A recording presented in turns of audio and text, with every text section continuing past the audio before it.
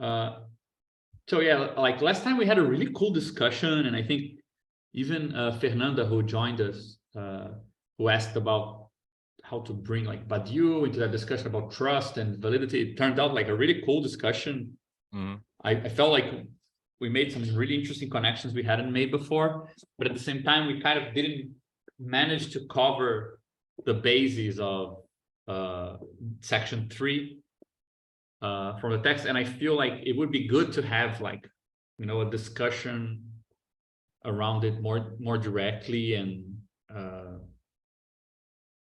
first to make sure like that the parts of it that we kind of believe to be well established are kind of, you know, as clear as possible, but also because I think it's the section where it's both like the most promising kind of little gizmo we've created in terms of, I see a lot of like Rafael has been using it in a course. It seems like it condenses a lot of insights, that little diagram, but at the same time, it's one of the less kind of consistent ones. Like there's a lot of stuff we need to do to make it work like with the rest of the stuff. It's deceiving how it works, I think. So for the sake of making sure it makes sense for everyone, what it's meant to do and how it's supposed to work, at least as far as we've got, as well as to kind of clarify what we probably could work on to make it, you know, clearer and better developed. I feel like it's worth going through it. I think the way we did it with the first section, it was a bit too slow. Like section 3 has 5 subsections. So if we, like, based on our previous meetings, this would mean that section 3 would take 2 to 3 meetings to cover. So I thought of a different way of doing it. Perhaps we can try it, which is, I mean, rather than share the text and go through the text, I just added the points here like this. And we can go to the text as we move along. But I feel like mostly what we should be able to kind of navigate together and make sense of is like the basic ideas of each of these points, which kind of imply are pretty much the way we construct, I think, this, right? At the end of the paper, we end up constructing the larger one because we add these things here, but we don't add them in section 3. And there is a in-between construction that is not in section 3 because we removed it in the last minute, but which is also useful. It kind of comes in between here. And it's just the situation where you have exactly this, but with this thing here.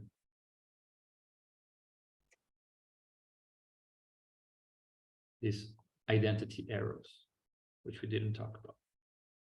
Actually, there should be one here, but we didn't talk about it either.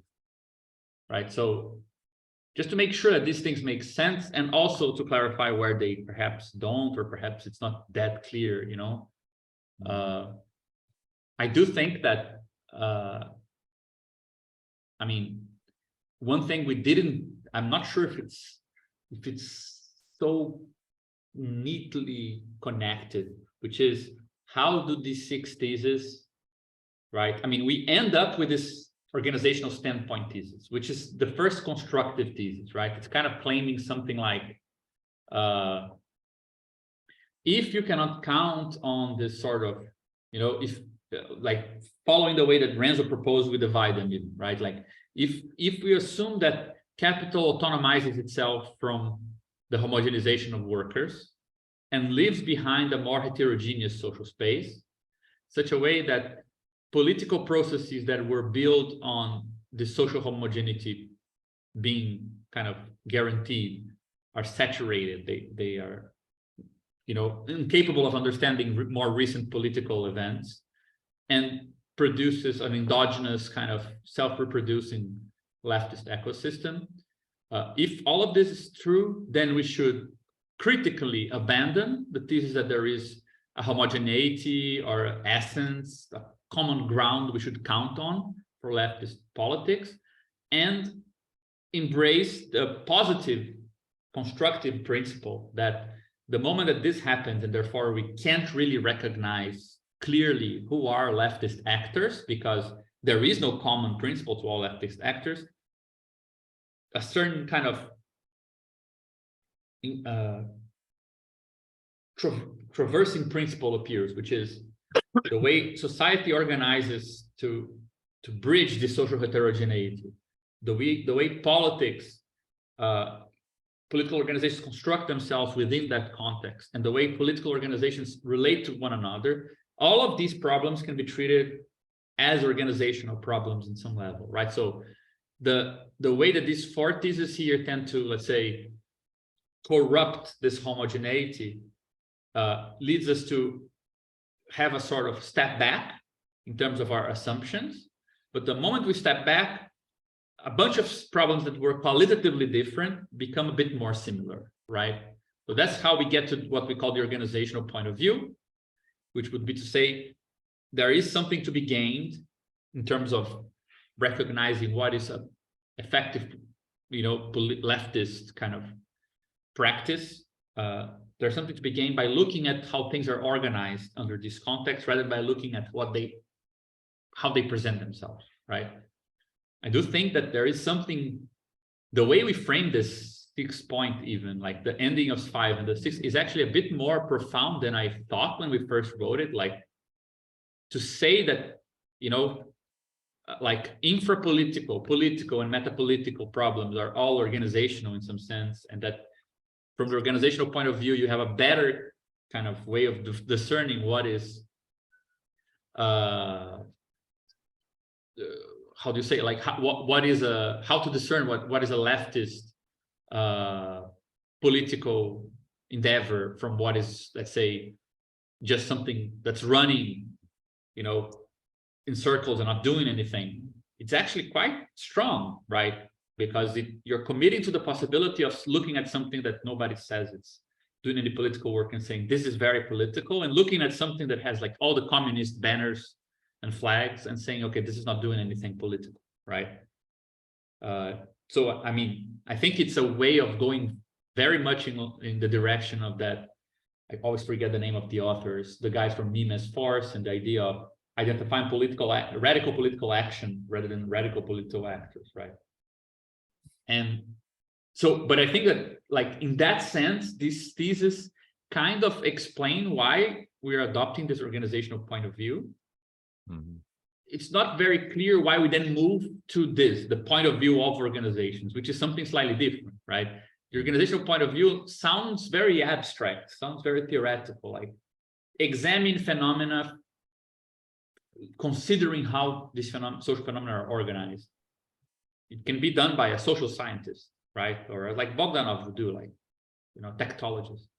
But the point of view of organizations is now extending this principle to the examining observer self, right? And I feel like the way we justify this deserves some kind of contemplation. I'm not sure if we found the most obvious rhetorical way of presenting this, because I feel like partially it's justified by the idea that well, once you have this heterogeneity and you don't have this homogeneous social structure, you need to take seriously the idea of standpoints, because there is no, as Renzo proposed, there is no how do you name it, like whatever, not displacement invariance. There was another word for it. Yeah, I think we call it spatial invariance. Spatial invariance, yeah. Like, you cannot just kind of display statements throughout a certain space and guarantee that they're always true. This could lead us to something like, perhaps a more, could lead us to kind of a relativistic idea of, well, therefore there is no longer some ground or unity. But if we want to have like a standpoint idea of, well, therefore things appear differently to many actors, which is something which is already in play, for example, in our way of describing a left that runs after its own tail, or a way of talking about the sort of missed encounter between old political forms that look at something new and cannot see it properly from its perspective. Like, if we want to account for this properly, we need to choose, okay, what are we going to index this standpoint on? Is it an ideological difference, right? So political militants with different ideologies look at things differently. So it would be like ideological veil. And I feel like we are avoiding that kind of trap of then, dividing political life in terms of those who are more or less obscured by ideology or something like this. And we're claiming that depending on how you organize, you see this or you see that of social life, right? So there is, I think, point 3.1 is mostly about kind of justifying that claim, right? That rather than claiming we get mystified, obscured, find obstacles to understanding the world organized by these theses, because we are, blocked by ideology, or because there is no ground to capture the whole thing in a sort of some sort of critical impediment. We're saying that, well, everyone was part of a similar form, therefore we could see kind of the same thing. The moment that these forms get more heterogeneous, we end up being sensitive to different things, right? So it's both a standpoint approach that's indexed to locations, but not locations or positions of people or cognitive agents, but positions of organizations and parts of the social world that are kind of arranged in different ways and rely on different aspects. Therefore, those aspects are the relevant ones. So, for example, in this part here, we kind of bring the idea of environment into play. I think it was Efren who wrote this little section talking about Umwelt as a relevant category, and saying like we should approach organization as if we're talking about something like organs that are sensitive to something. We also kind of spelled very briefly. Let me just see if I can find it here. I felt like it was a really nice paragraph.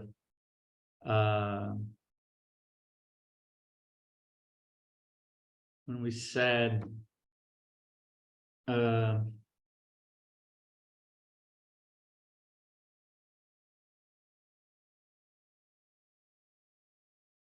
like trying to define this thing. I think it's a paragraph that was left from the previous version, where we compared like the way artistic practices or consumption of artistic objects can shape your perception versus how engaging with the leftist or with collective organization can shape something about your sensibility in a different way, right? I think this is the paragraph when we say collective organizational practices, arranging and negotiating meetings with people, producing protocols to coordinate distant actions, deciding on certain markers to assess the success or failure of our actions, taking on new responsibilities, etc., are constantly making individuals confront their imaginary embedding in the world with new situations and normative schemas, facing us with a set of forms and forces that shape how the world appears to us. These determinations are sustained and concretized in the social relations between people that make up a certain organizational space. Constraints and cost of our actions, scarcity of resources and libidinal motivations. For every increase in our collective power to act, there is also a new set of constraints and social resistance we now need to deal with. In politics, we organize the world by acting collectively, but our social senses are themselves reorganized by this collective activity, as they are subjected to new social constraints that require us to broaden or transform our ways of experiencing otherwise ordinary situations. Like, I feel this is something we've dealt very little with, but it concerns pretty much this part here, right? Like, in which sense the way you engage with the world at large is different from the way you engage with an organization, right? So when we talk about like, there is some imaginary way you're embedded in the world, you already constructed some kind of little model of how you are part of the world.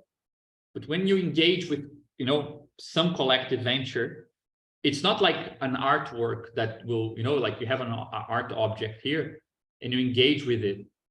Like it will challenge your senses, you know, your perception. You actually need to do some sensible work to like pay attention to it, learn how to look at it. And then you can use this kind of trained sense to look back at the world in a new way, right? So for example, you can look at a painting by Turner and you realize how many colors, like how crazy sunsets can have due to pollution from a ship, you know?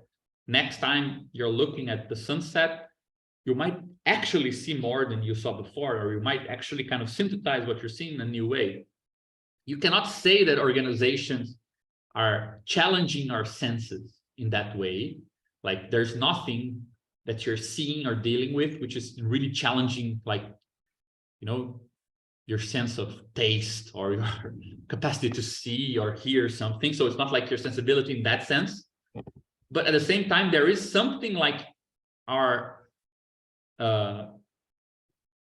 way of inhabiting a social space. That the moment you need to inhabit a social space with people who are, you know, not necessarily part of your world, not necessarily part of your habits and so on, that also challenges something that we could call like a social sensibility, right? Of what you might consider like legitimate order, somebody to have legitimate authority. So for example, every day in school, you're used to taking kind of orders from your teacher. The occupied school suddenly becomes legitimate to take orders from a fellow student, right? Or to elect a student, no mediation from teachers to represent the other students. So I think we're like, the way we argued here is that you should be able to call this kind of novelty here something that, you know, in some level, it is homologous to being challenged by a work of art that is exercising something, some connection, some type of relations that you usually don't connect in that way. But once you've connected in that way, you get to experience other social relations as if, for example, they're no longer seen as necessary. They are seen as more contingent, right? Something like this. So the idea is that, sorry, yeah?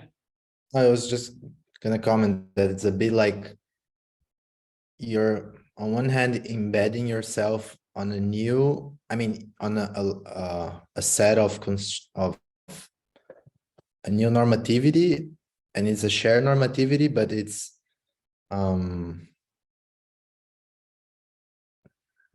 yeah, it's a normativity that wasn't available before. Like it's not like there's like this other like kind of actor that you just have to sort of like embed into like a pre-existing one. Mm-hmm. It's a mutual embedding, because both have to become visible and sort of like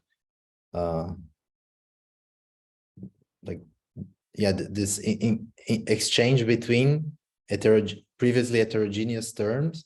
You have to find the number, so there is a retraction to each of these heterogeneous parts, right? It's a bit The parts here, you mean the world and the mediation?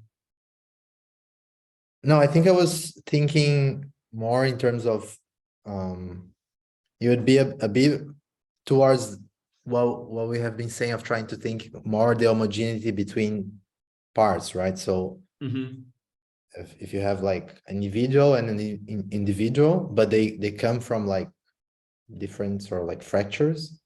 Yeah, So, okay. Yeah, maybe draw them in the horizontal, like, yeah, one beside the other. And then on top, you could have like this shared space in which you can now find like a way to transfer things between these two terms.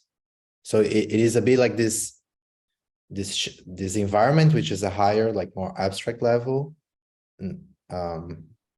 Once you get that step, you are able to transit, like transfer information between these two parts that before weren't. Mm-hmm. That seems, Renzo, a lot like the binding co-limit from Dennis's. Yeah, like yesterday, Dennis and we met and we were talking about it in these terms. Like, imagine you have two individuals, like this is a directed graph, right? There's some connection between them, like just say between two like this, right? Or to make it more interesting, let's say there are just students who relate to each other in many ways, so on. And then there is another individual who is a teacher. This would be a cone if everyone, let's say this is the principal of the school. Everyone has a relation to the principal that makes the principal cone. But let's say we have a other individual, which we also need to define a co-limit, which is actually the teacher. What makes this is that there is a singular relation between this individual and the previous one. So let's say we can now say that individual 1 reports to individual 4, individual 2 reports to individual 4, 3 reports to individual 4, but all of them report to individual 5, who also reports to 4. That makes this into the smallest reporting agency, right? You see my point? Like everyone reports to this, but the principal is like a very broad authority. This is the smaller authority because only the students report to this one, and this reports to the higher authority, right? This makes this one here into the smallest upper bound. Yeah. So in this sense, this teacher here is the co-limit for the class, right? There is a co-limit like this. Yeah. Right. Okay. Now, this means that there is some type of information between the students, right, that is captured in the orange. So I'll erase for now this just to make it easier. Right. And do like this too, so we don't use too much. What I get a bit confused is whether this, because to me, it always feels like we have scaled up a level of abstraction. So, and this seems to like we're not anymore, like it's not all just, I mean, on one hand, it's just people interacting, like teachers, students, they're all like people, but there seems to be like a creation of. In which sense this is a second level? It's because you created a sort of representation, because arrows that go into and out of this, because this I5 is constrained by I1, 2, and 3, there is information about 1, 2, and 3 inside of 5. So we now can kind of erase this and look at this. And in this sense, right, that this I5 is a synthesis of a classroom, right? You can say you moved scale, like it makes sense to talk about the teacher of a class and not just an individual, even though you're talking about an individual. In the sense that you can recover, I mean, you cannot recover everything that's going on the lower, but there's some specific kind of like process that can be recovered. Exactly. And then we thought of, okay, this is a good example, because imagine now that you have a 6th individual who is a militant, which means that we're not looking at it, but there are arrows going in and out of this to a different group of individuals, right, which is an organization. And now these individuals relate to this militant, right, who also has a unique relation to the principal, which is, let's say, a critical relation to the principal. So there might be a synthesis of the classroom where because this individual, due to these other relations here we're not looking at, is capable of having a different, unique relation to parts of the school, it might synthesize the students in a different way. So different relations between the students might now be synthesized by the position of the militant, who represents the students qua occupying body, for example. right? Right. So this is a way of talking about like what we're calling that this kind of standpoint of a, you know, would be the classroom as this sort of triangulation here, which is consistent, right? Let's say when you remove the teacher and consider this individual relating to another individual in the world outside of school, it's consistent. Like this individual here will be part of a different mediation, like a family, right?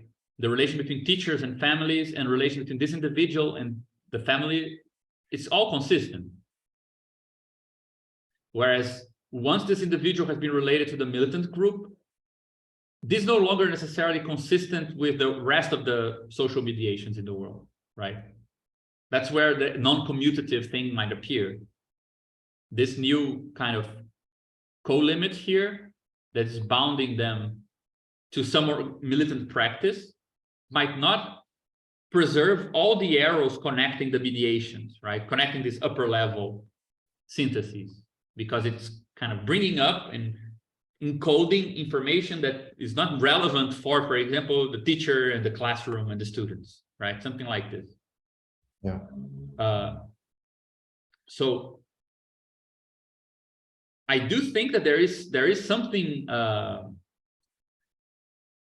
with this. There's still some, I mean, that's part of what we wanted to get at some point, that there is some fine-tuning to do to understand how to explain this process, how to translate this in terms of MES, like this memory evolutive systems and co-limits and whatnot. But basically, like we start from the idea that it is a good assumption to say that in this connection, right, this is a bunch of relations that you're caught up in, right? Like this is thousands of ways you're caught up with all the mediations in the world.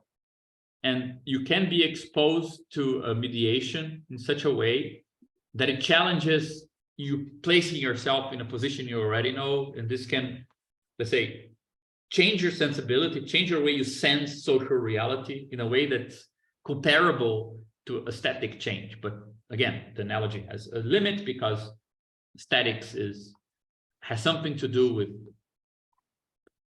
sensible properties of objects, whereas social relations, right, and changing social relations, not changing sensible properties of objects, it's changing something else, right? But that's kind of the way we started arguing in 3.1. Like we claim very briefly that we need to make sense of the standpoint of organizations if we are to recognize radical actions rather than radical actors under all those presuppositions we mentioned before. And then we say that, well, the point of what does it mean to talk about the point of view of an organization? Well, because we know collective organizations, they are challenging the way social relations are established. They're placing before us challenges at the level of our commitments to other people, our commitments, you know, our social commitments that are, you know, capable of putting us in new situations. And so I've got an example that I want to kind of play with in this model that's neither like, doesn't have the radicality of either like a work of art or a political organization, but has to do, I guess, with like work, right? Like I'm thinking of like, for example, being a carpenter, right? Which is being part of like a kind of, it's often like organizational, you're working with other people, you're doing stuff with other people. But as you become a carpenter, you begin to look around and you see the way things are built. You see like, and it's not just kind of epistemic, like I know how that's done, but there is an aesthetic dimension, like that's good craftsmanship, that's bad craftsmanship. And that seems like something where it's kind of lodged in between the two, where it's a larger structure like an organization where you're working with other people, and it's in that process that you're learning how to do something and learning how to see something and passing knowledge, experience, but you are kind of transforming objects, but not necessarily in like the classic aesthetic sense. I'm wondering how I think it feels it. I mean, I think it fits, even though I think our little diagram is not meant to be like all encompassing I feel like, I mean, the whole point of this organizational point of view with Bogdanov was to have a way of talking about how interacting with the world for him wouldn't only change the world, but would change you in the sense that you learning is a certain effect of this resistance, right? So I always thought, I mean, honest, I think we even mentioned this, but I have the impression that one of still one of the best formulations of all these ideas together is still, let's say, the underlying principle that Bogdanov presents in the Essays on Technology, when he says, well, you know, the division of labor, like laboring is a mixture of organizing materials, but also organizing our ideas and also organizing people. Well, everything for him is kind of like these three things in a certain sense. And the problem with this is that when you realize you need not only, let's say, a theory of how you work, how organizing, how labor is organization of, you know, forces of production, which is humanity changing nature, and relations of production, humanity relating to humanity. But he adds, let's say, forms of consciousness, which would be like for Marx, the latest superstructure. He adds it into the middle of the mix and says, like, the three things are being changed at once, right? Your sensibility, and therefore like your consciousness, your concepts, and blah, blah. Nature and human relations are all kind of, because they're all forms of organization, they're all capable of one affecting the other, right?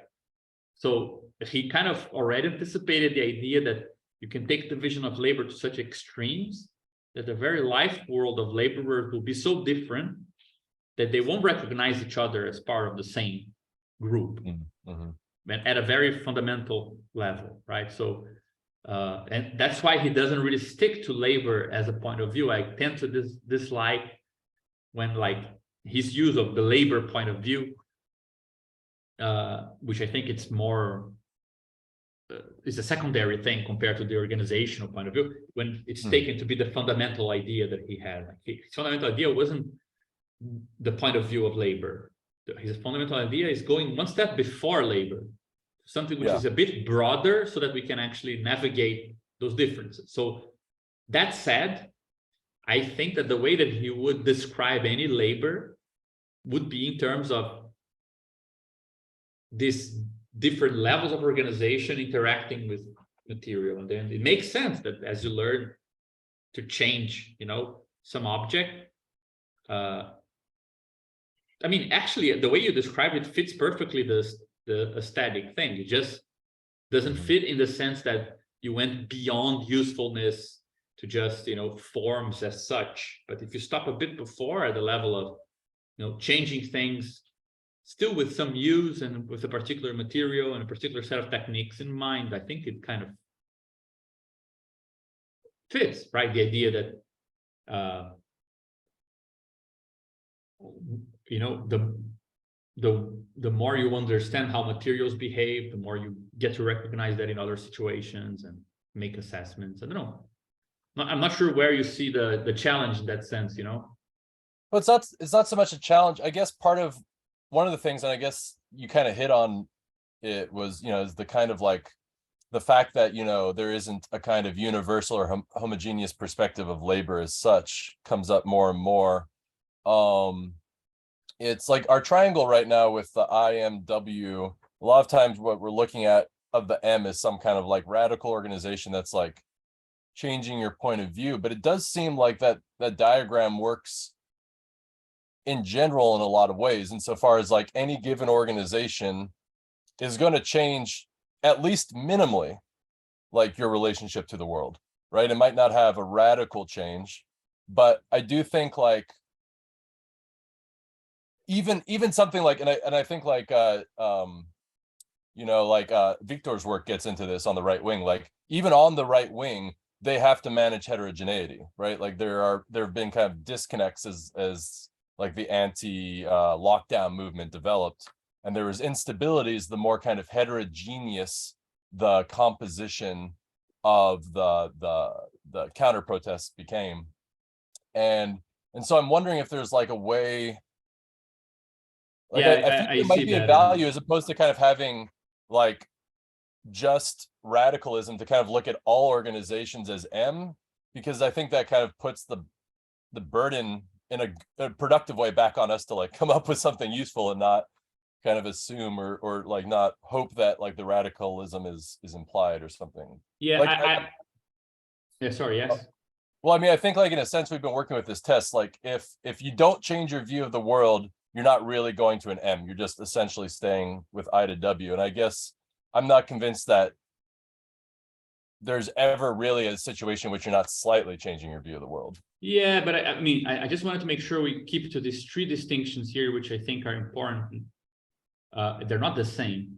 Like we are trying to only describe like social things, social relations, but there are a lot of things which are not social relations, right? I mean, I even think that we have a problem usually because we think that just because we interacted with a person, it was a social interaction in the strong sense of social, but it might not be, right? I mean, and just because we interacted with an object, it doesn't make it social in the sense of a certain normative or a certain logical interaction that could be kind of latched onto others to form a certain consistent space, which is slightly detached from your own interpretation or, you know, personal take on it, right? When we talk about social relations, we're using in the sense that Marx says, where social relations, they exist outside of you, they have consistency outside of you, they have the power both to being different and to almost determine you in a bit. So if you shake somebody's hand, you know, you have a special shake of hands only two of you have. That's not necessarily a social thing, like an intimate thing between two friends. It's not social. So that first gap we need to deal with is how do you move from asocial phenomena, which are infinite, right, to the specific things we call phenomena of a social world. So that's the first distinction I think we need to take into account. There might be applications to this diagram that don't concern the social world, but then they're not homogeneous in the sense that everything here are social relations, which is what we're trying to investigate. Yeah. So for example, it's true that being a carpenter concerns your social life insofar as you cannot do only the things you want because you need to get money, because you need to survive. Therefore, you will learn it in a certain way. The way you learned it is determined by the craft, you know, in the culture, and those things are themselves determined by economic and states, regulated factors, and blah, blah, blah. Like, though that huge structure, that's the social part. Your opinion about things, your enjoyment of things, that's a private thing that it's in your head, right? So it can still be the case that there are objects, there are relations to establish that make sense in your personal history or, you know, in the personal history of the trade. But we should want to make the distinction. I think it's useful for us. That's why objective phenomenology is so relevant, right? Because we want to keep to a certain concept of social relation that's taken capital. And we want to generalize it so that it's also valid for state and communitarian relations. There are communitarian relations, which, just like social relations for Marx, have a bit of indifference, objectivity, and kind of the determining power over us, regardless of what we think. So there is some distinction there between, and even to this arrow here, in a certain sense, is kind of the arrow of moving from asocial to social somehow, or at least kind of making sure you suddenly realize that you were already embedded in a social space, even though you didn't realize it before, right? But then there's a second distinction, which is very important, I think, in the more peripheric and the more heterogeneous our world is, the more we might mistake the difference between social standpoints for the difference between social and political. But that's not necessarily true, right? Because one thing that happens with this diagram in a peripheral social formation is that this term will have a bunch of parts that don't communicate, right? If we were to open its mereological structure, we would have things like this. This is a capitalist world. It has like big chunks of mediations, which are, let's say, very economic, you know, state-centered institutions like banks and a bunch of, financial institutions and companies and things like this. And it also has some structures which are like very fringe community, illegal structures that are hybrid in different ways. And this might create a branch that has very little intersection with this one, right? Mm-hmm. There is no homogeneity, also means that you have these different fragments. So if you're here and you move here, you will say the world changed completely. Right? Mm-hmm. So that's not, we want to be able to say that that's not the same as politics, right? That you both want to accept that the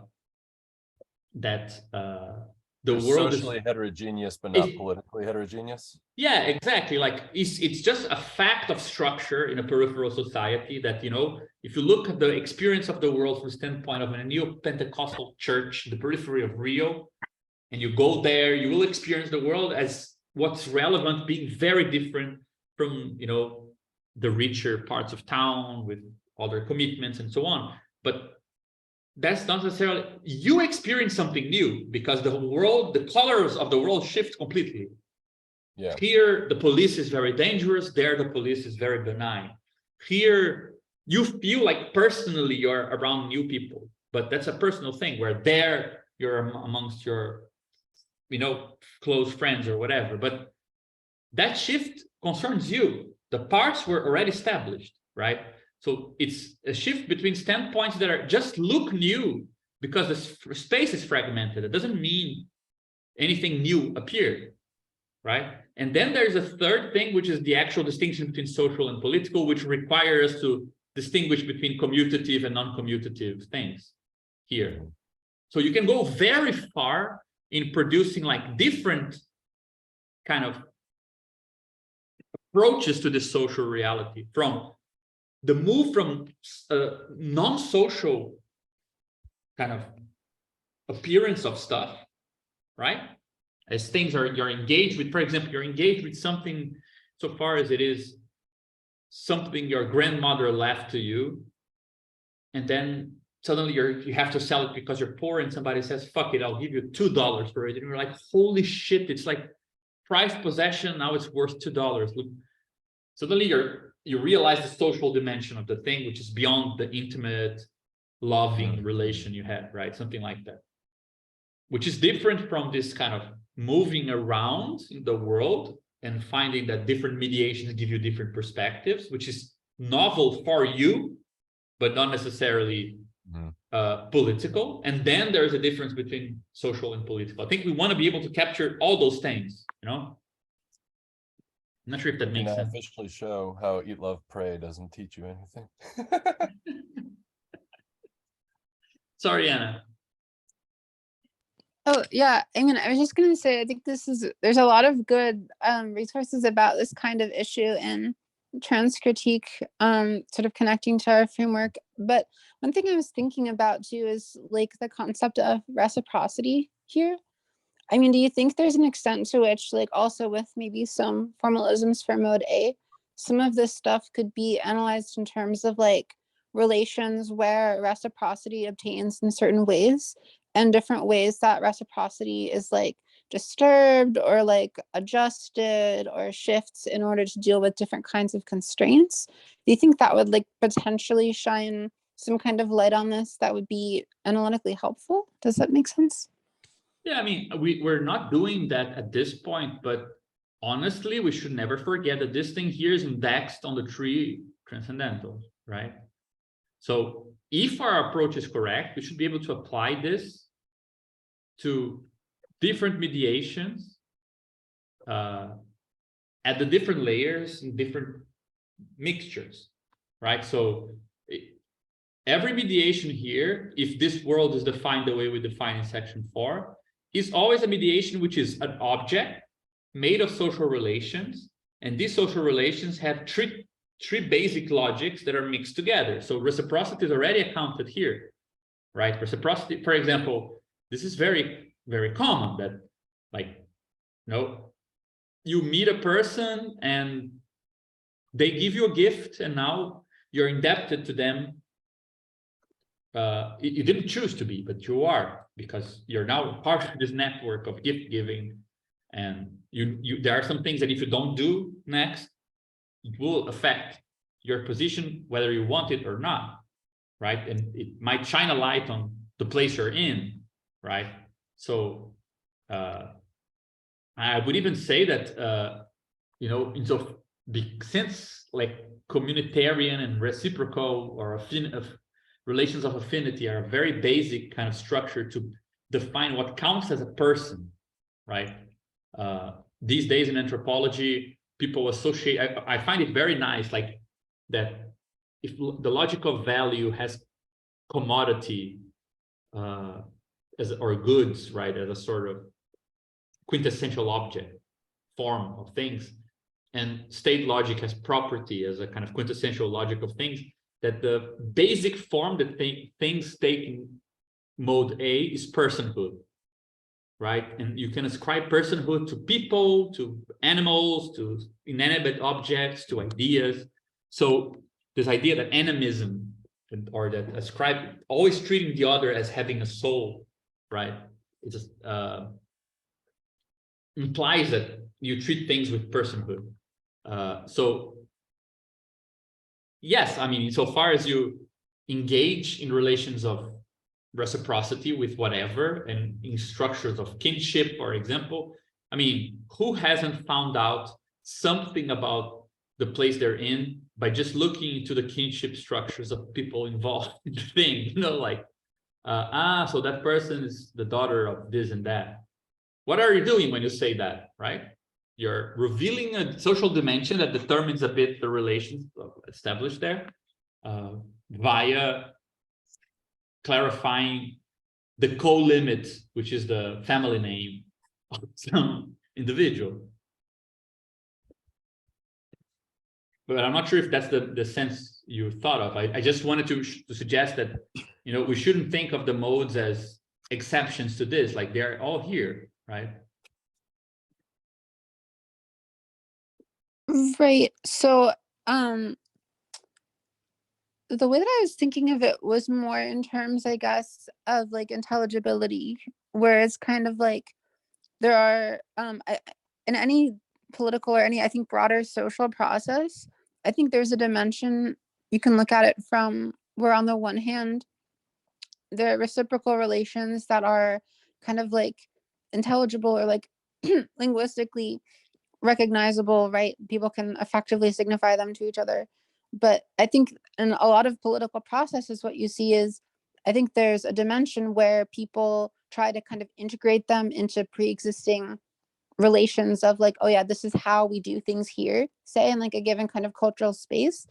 But when you have these sort of disjunct spaces where people are doing things differently and the way that they relate reciprocally to the people around them is different from in other spaces, like the conception of like there are different communities maybe involved in a single sort of political process or social process, like then there's this problem of like, oh yeah, like our existing logic of reciprocity doesn't commute or something, because what reciprocity may even mean in one space is going to be different in another one. And like this is actually, you know, when you look at the sort of historical perspective of like commodity exchange and like how that often tends to develop in the boundaries between communities, where it's difficult to actually render, you know, practices of reciprocity intelligible.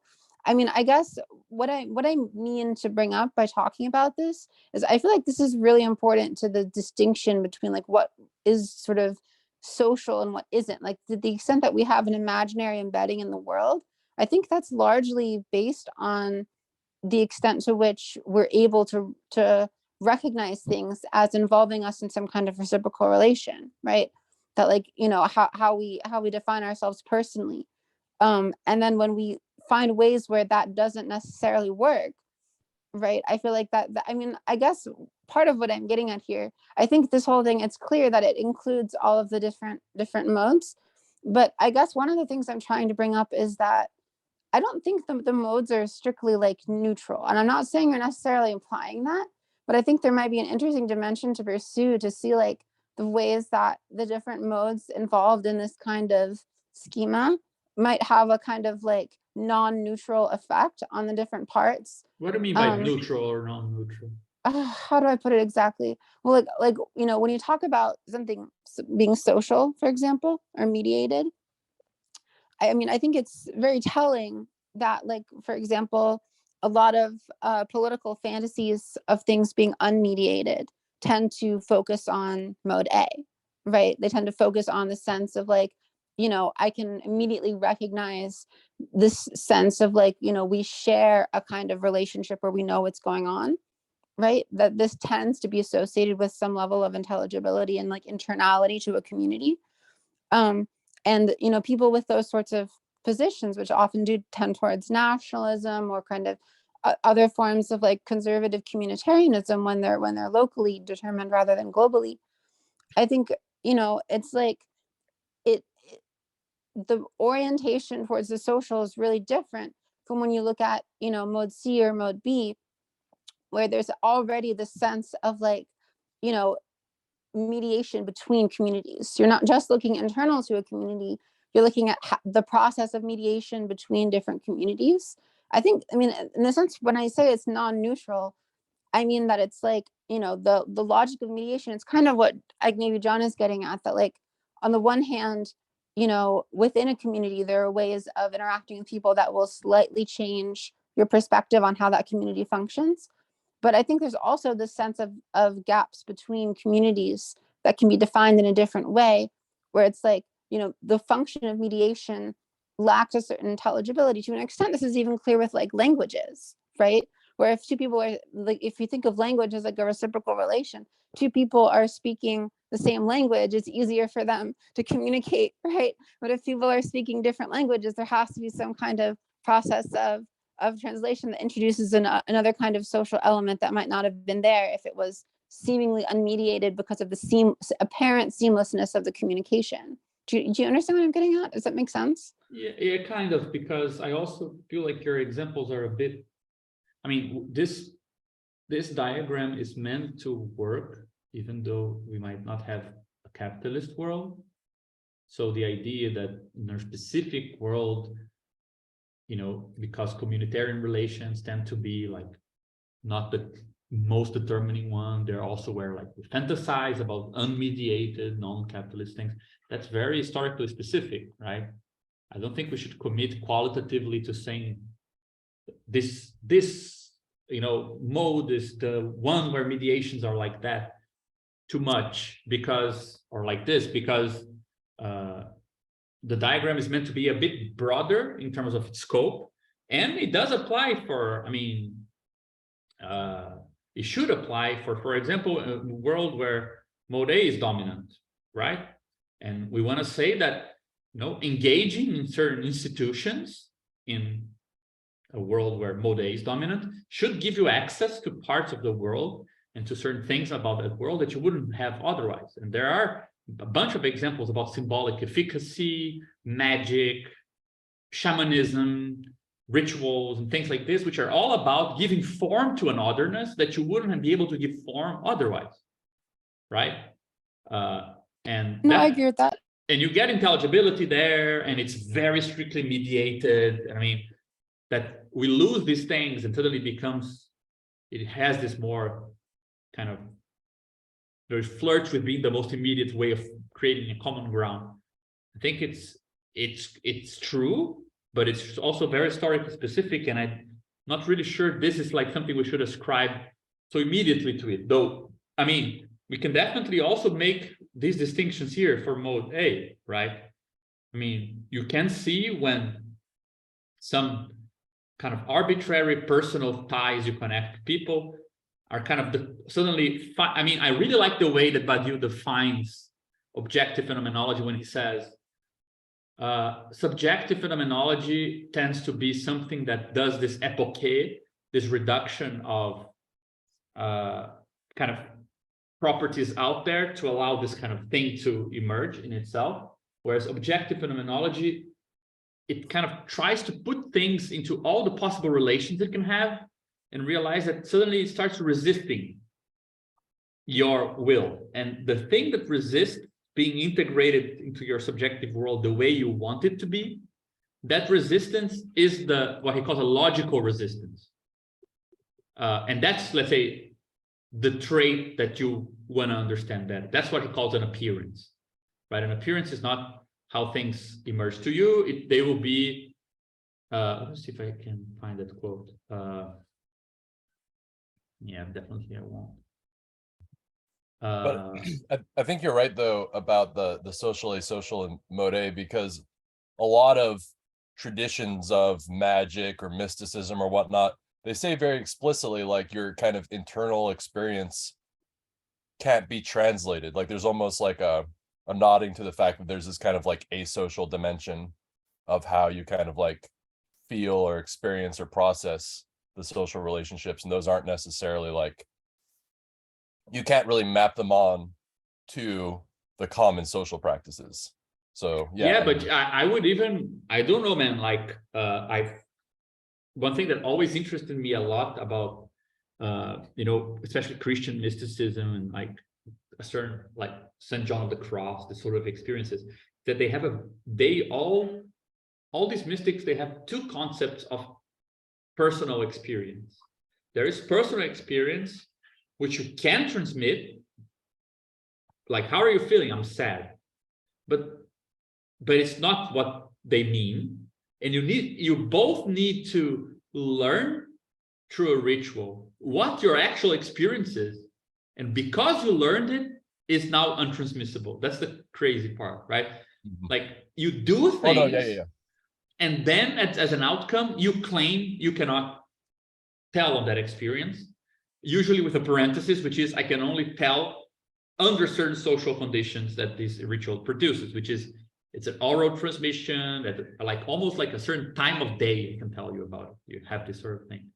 So at the level of content, sometimes mystical experience is about personal, asocial, but at the level of form, it's actually clearly the product of a communitarian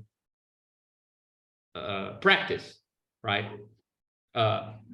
It's a weird. But that would be similar, I would think, to like the way that Son Rothel analyzes Kant, right? Where you have this kind of like the imprint of the social, as it were, onto the kind of like inner structure of the transcendental ego and whatnot, right? Like, yeah, I'm not sure. I think it looks more like Descartes. Descartes, just like people say, like the Cartesian subject is this point that is, you know, without predicates in you, but clearly if you read like Meditations, he's doing a work to get to it. Like it's, yeah, it might have the form of something which is always already there, but it's only intelligible because you do some crazy work to get at it, right? I feel like there's something that I'm just trying to like, I don't feel like the asocial social thing at the level of affinity, reciprocal. I feel like the way that it appears is very much, I mean, that's very clearly like, you know, I look at something that happens to me, that somebody says something to me, I don't know what it means. I start speculating what that person feels about me. Suddenly I learn it's just the way cariocas speak. Like if hopefully one day you guys come to Rio, you know, you will quickly realize that if somebody likes you, they will tell you something very shitty, you know, and if they like you, they will arrive late at your house. Like if you experience that phenomena simply as it appears to you, you might feel offended, you might, you know, interpret it in terms of the personal feelings of that person towards you. If you understand like how you are embedded in a set of relations, the space you are in, you will realize it appears in a different way once in that network, in the logical resistance of Rio de Janeiro, you know? But then you can move around that space. You're already aware of the difference of how things appear to you and how they appear to themselves as practices. But then you move around in Rio and you realize that, you know, things change a lot in that space. And that's the second point we meant about standpoints changing, and this changes something, like changes in customs, right? You are already aware that customs exist, and it's not the same as your personal experience, right? But now even as this second level, so from this kind of asocial thing to the social experience of, okay, this concerns, the way to read this is in relation to other parts of the custom, not in this relation to me. Then you move to, okay, but I'm experiencing some institutions of Rio de Janeiro, like people arriving late, people telling me to fuck off because they like me. But if I move somewhere else, suddenly people are very strict. And, you know, again, it's not personal. It's also part of a custom, but it's a different custom, even though, you know, which is also different from the third thing, which is actually coming up with a way of constructing a community that will challenge, you know, this customary personal kind of code you already have, I think. Sorry, Anna. Oh yeah. I was just gonna say, so I think part of what is going on with how I'm like discussing about this and looking at this is I have it kind of in my head, the distinction that, you know, Karatani, I need to like consult to remember the Japanese, but he has a weird distinction that he makes, at least in the translation of some of his work, where it's like between the social and the communal. Like he has a very specific definition of what counts as social. And like it sort of connects with like what I was saying about how it's like, you know, the like internal to a community, like in his framework, like that wouldn't be considered social. Like that'd be considered, you know, the social is what happens when you have communities that in some way are like not directly communicating in this sort of more imaginary way that like they would otherwise maybe present themselves as communicating to the subjects involved. Yeah, I think that he's using the distinction between Gesellschaft and Gemeinschaft, right?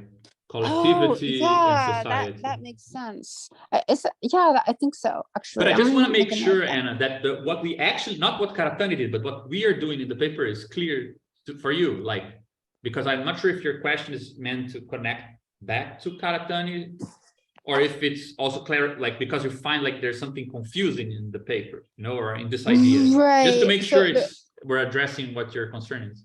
Yeah, I mean, the reason that I bring it up is I'm just trying to think about like, you know, different conditions in which it makes sense to talk about mediation. Like when we talk about what the term mediation means, should we be more specific? Because in the broadest sense, mediation can be like any kind of relation, right? But do we mean something more specific than that? Yeah, I think that's why we use the term social relations. And I mean, when we have here the definition that we were talking about collective organizational practice are constantly making individuals confront their embedded in the social world with new situations, normative schemas, blah, blah, blah.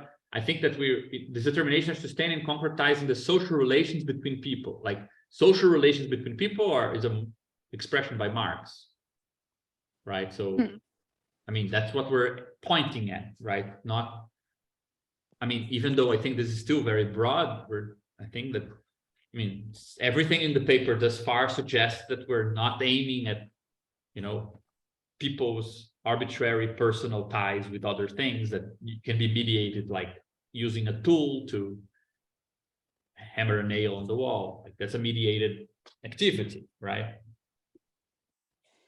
Right. So, I mean, in this case, does social just mean relations between people? Like, is it at that sort of minimal level of definition, or are we defining it more specifically?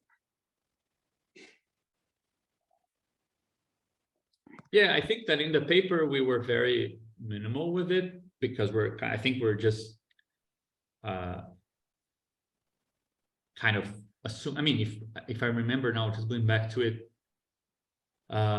we talk about the gap between global social structures that shape our lives and our lived but local experience of social reality. So we tend to be directed at, you know, social relations, naming something which is both relations between people, but also structured relations between people, not just arbitrary relations between people, right? So interpersonal, arbitrary collective ties we create, like a soccer team that dissolves and is not, you know, conditioned by a network of things.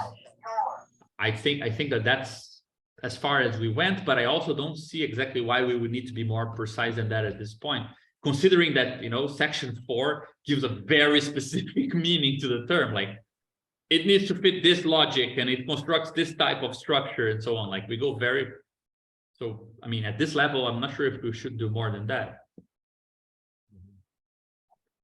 Okay, Um, that makes sense. can I wanted to go back a bit on, because it made me think on, so the point that we were discussing how to justify, because I mean, it strikes to me that how the text has clearly like these two parts, right? And normally justifying why the second part exists, like it's kind of hard. And I think I realized it might help us do that move if we try to, like I was like talking to some friend, and I realized how we can distinguish a bit our approach from others. And so can I share, like, because I started to sketch a bit. Just a second. I want to see if you guys think it There you makes go. sense.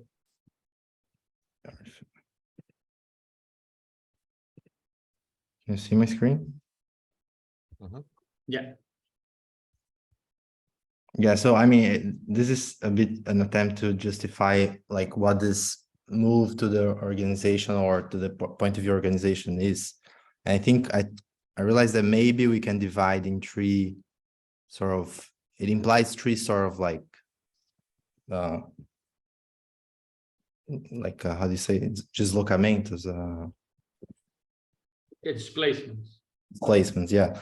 And because, and I think it might be helpful to construct in a sort of like distinguishing ourselves from others like approaches. And so there is, I think, this level of that we talk about, that is the multiplicity of which is thesis 5, right? Which is basically this move.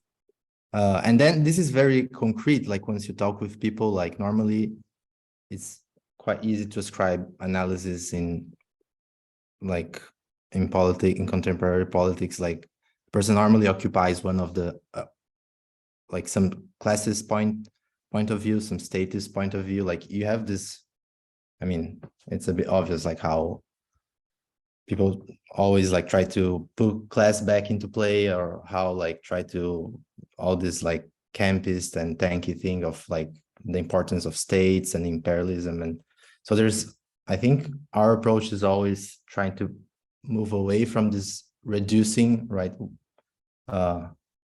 politics to one of this, which is basically, right? But I think that's different from saying, I think the point of saying that there's not a common essence to the left it's something else. So here is the move from one single logic of explanation of politics to three, which is this passage to complexity. And then I think it's could be helpful to distinguish at the level of composition, because I also realized how our approach of talking in terms of the move from from actors to actions it always emphasizes the sort of like compositional work you have to do, which is a sort of like lateral. So here this is more like the number of logics, right? So like a numerical problem. Here I think it's more like a sort of horizontal like displacement, in which because of vulgarization you don't have like start from heterogeneous like there's no substrate, there's only like a heterogeneous social space, right? So it's now a matter of we not having like one single like social substance that we can always like count on. So there's substantivist politics in some sense delegates, like says that there's no work to be done because there's already like some substance that does the work, right? Which is, I think, is a bit different from saying that there's a single logic. It's just the fact that to connect different parts, there's already like an underlying substance that does that. And I think like two main forms of that is, I think we've like Gabriel has argued in his book, like we've talked about that, which is how populism sort of like uses language as this sort of like, or desire to claim this sort of like oneness. So there's, and I think our move is saying that there is an extra work because of vulgarization, you start from fractures, you start from a fractured place. So there's always a work, and that appears clearly like in militant practice, how like being a militant is a lot more about like this concrete work of gluing stuff. So here I think it's a matter of like lateral this sort of like connecting things laterally, like I don't know how to call it, which I think is a move from postulating like the need to work to sort of like connect. So this is like an implication of vulgarization a bit, and this is, so I think it's good to separate. I thought it might be helpful to separate, and I think this third one is a bit also implied, but we don't distinguish too much, which is the more like vertical aspect of this, which is what like in the origin of the group, which we first discussed, which is the text from Aurora Polito, which is like there are many also political approaches in which you count on solving problems, like political problems at a certain scale, and you either like say that there's no further problem, like classically in anarchism, you can solve stuff and then you just like say that's about it. And I think the opposite, and I always had like a hard time distinguishing like anarchism from insurrectionism because they sort of like share this common tradition. But I think revolutionary insurrectionist approaches normally their take is that once you just like destroy the global order, your task is more or less done, right? Once you you upheal like the global space, then all local solutions will appear naturally. So there's no like, and our approach is saying that there is a problem to like this vertical sort of like scaling of conditions. So yeah, I just wonder if you think it's helpful to distinguish these three things, because when our move to organizational point of view, I think it actually implies these three things at the same time. I'm not sure how we separate. And I think there in these three things that we're actually like distinguishing ourselves from three different sort of like from different political like problems and traditions.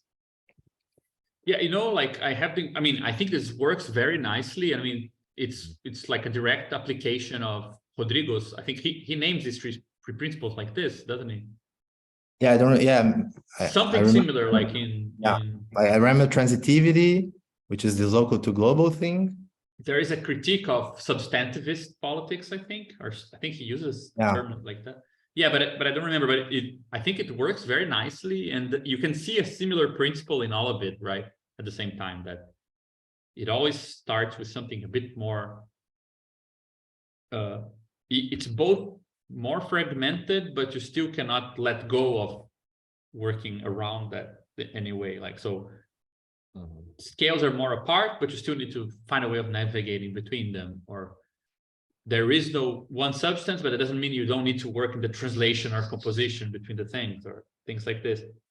But I now that I see you presenting this, which like kind of feels like this could be the basis for a better developed thesis 2.6, like the organizational point of view, it probably should be redescribed in this way, like with these better things. But I feel like perhaps we should have added a seventh thesis, which concerns the role of, like, I don't think we get to explain why we are starting section 3 with what does it mean to define what counts by first looking at what counts for organizations. I don't think we can start talking about that without first saying that somehow we are aware that what counts for us is no longer trustworthy. Like something about a critique of social science, a critique of, political theory, like that this follows from a peripheral. I mean, this is the final Arendtian thesis, in fact, right? I mean, Paulo Arantes, as he develops the peripherization thesis and so on, he pretty much concludes that what Marx said about philosophy at the time of 1848 is now valid for us today. Like that in the time of the German ideology, Marx was realizing that the social terrain was going one way and philosophy was not touching it, and philosophy was kind of lost in its own kind of lack of, like what he called of empty phraseology, right? For Paulo Arantes, political theory tends to fall in the same place. So I think that this is perhaps this link cannot be avoided, like to say, well, under these conditions, political philosophy, political theories, sociology, and so on, they tend to lose a bit their effort because you cannot have induction, you cannot have this generalization. So you need to have, you know, some distrust of how social reality appears to you, and you need to start from somewhere else. Like perhaps this is something we shouldn't skip. And I feel like now that you gave the best presentation of 2.6, and that point is not part of it anyway, perhaps it's a separate thing we should add, because it is kind of I mean, it is a kind of shift in principle, right? That it is, I would say it's kind of a thesis, it's a thesis against critical criticism. It is like the revamping of German ideology. Like once you have social situation in that way, there is no backtracking to presuppositions that will put you as a theorist in place to deal with the universal. Like that whole thing becomes a bit of a ideological trap. You need to find a place, a standpoint where things actually matter to that standpoint, and that's the only thing you can really trust, right? So like there is something about that perhaps we're missing in the text, and that is both going to situate the text in the conjuncture it analyzed, and also kind of justify why the first step is, you know, what, like, let's find a good way of defining, or a kind of a basic schema to talk about what counts for institutions, for organizations, and not what counts for us. Like why we need that distinction, right? Yeah, is it a bit really like the move from like a critical paradigm to the need of like a new axiomatic? Yeah, I feel like it's connected to that, but these days I would probably not suggest we frame it in that way, simply because, you know, to talk about like it's an analogy with axioms that you would have to accept two hard things to accept at once. People don't like axioms to start.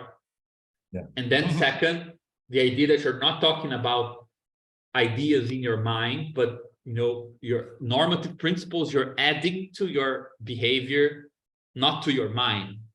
Like it sounds like it's a push for people to say, okay, I get it. You know, like that's the easiest way to convince me. I don't think it would be. So probably like there might be a better way of claiming this. Perhaps something that's like more like on the sort of the move from the critical to the constructive, right? In a vulgar sense of constructive, not in any technical sense.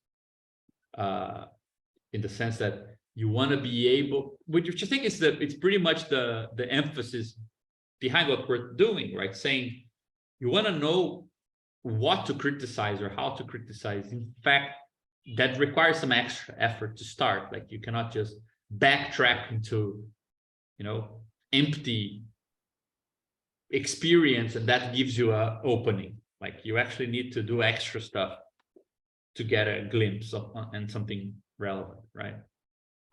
Like I feel like it's connected the way you presented it, but probably there would. I'm not sure if it's, I think I think it's related to this in these three cases. There's this move that we always make of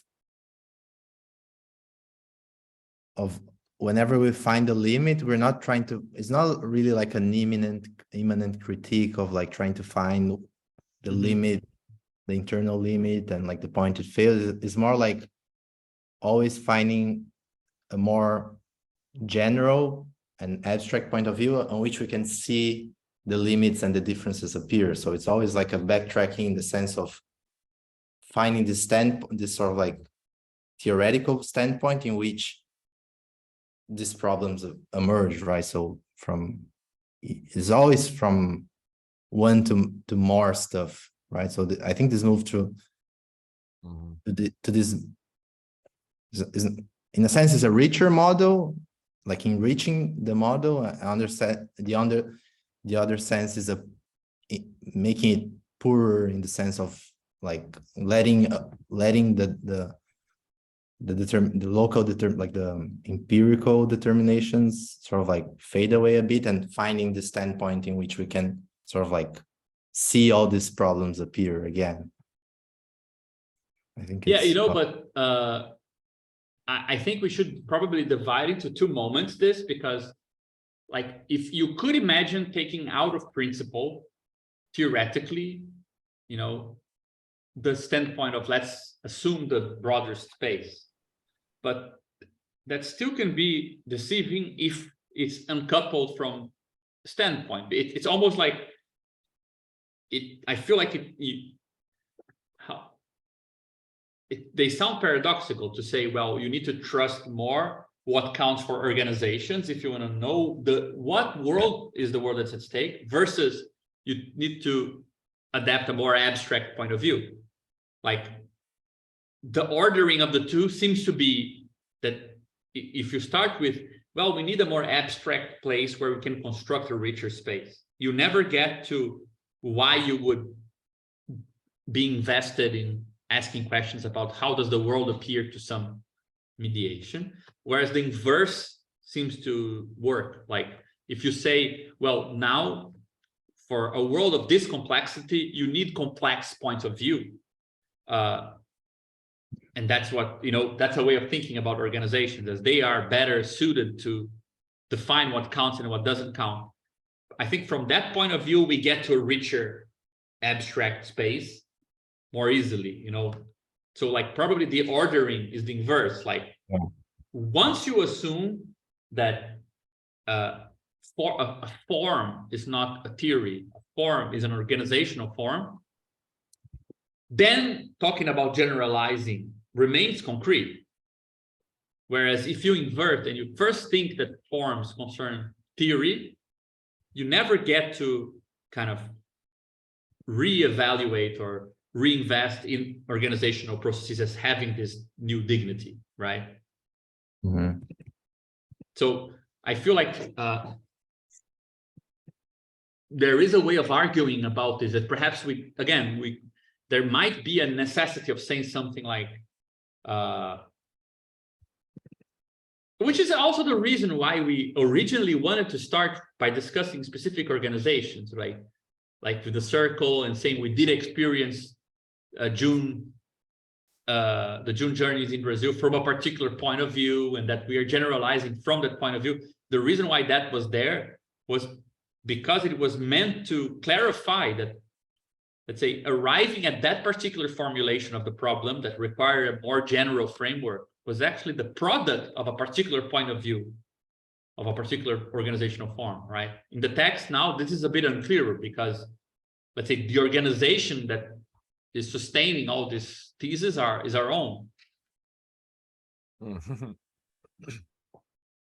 Renzo, I really like this. I think it's beyond being a really good summary of our work. I also think it's pedagogically really solid. It's I agree. Like, I mean, we probably want a little more context, but I immediately was like, this is the kind of pamphlet as STP should have. We're just handing out the diagrams and take this home, kids, learn this. But I think one of the things to note based on kind of some of Gabriel's responses is it's interesting, like, because you said like anarchism and insurrectionalism are often like, you know, on the ground, very kind of tied together. And when you kind of abstract back, you kind of see this contravariant structure to them, where one's going up and one's going down. But what's common to both is that, and you see this come up so much in things like diversity of tactics and stuff, is you still kind of end up relying on individual points of view to really kind of like that ends up being the kind of anarcho-insurrectionalist frame at the end of the day. And similar, like autonomism, populism, there's always this kind of fallback to some kind of like individualist point of view. And I'm wondering if maybe we like kind of need to take on, quote, individualism as such, as like, you know, I mean, I know that's a loaded term and blah, blah, blah, but there's something about like the way we keep kind of like I feel like we're really resisting in a very productive way the fall back to the individual. And like, not so much the first one, but the stuff on the right side of the composition, the substantivist politics and the transitivity, the scale-free politics. Whenever there's a kind of like crisis or a debate or something that needs to be resolved, time and again, everything falls back to like a series of individualized perspectives and stuff. And there seems to be something about the Borromean knot that we're proposing that really gives the proper framework to not fall back on that. But I'm not quite sure exactly where to take that idea, because the left always critiques individualism. So it's not really a new point. It's not something that's, I think, all that interesting. And I think it's not rhetorically a very solid way, but there is something that's happening there that is worth teasing out. Yeah, I mean, I'm not sure it's always individuals, although I agree for like maybe the scale-free politics, like normally both like anarchism and insurrectionism end up being very individualistic, like in the sense of it's like an individual point of view that militants sort of like are always like a vanguard or like some sort of, but there always seems to be like some hidden point of view which is actually doing the work. Like if like right in here it would be like the point of view of like status politics. You always, like most discussions I see about like imperialism or like geopolitics, and you're like pretending you're like a some state person, right? And in your head you're imagine as if you're a state. Like there's always like a hidden point of view. And I think your approach is also like this way of revealing how like approaches normally assume there's no way of not like assuming what is the logic that's doing the work, like what's the main social logic that's doing your like.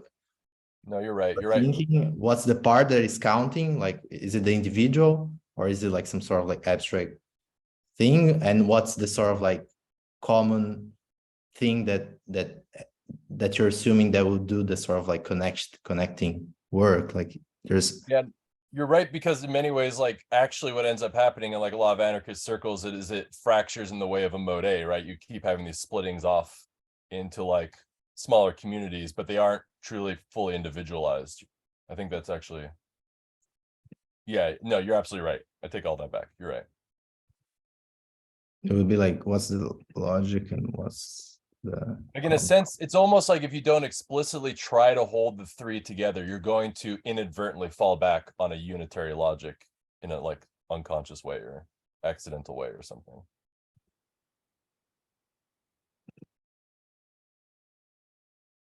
It's the common thing. Ooh, I like that.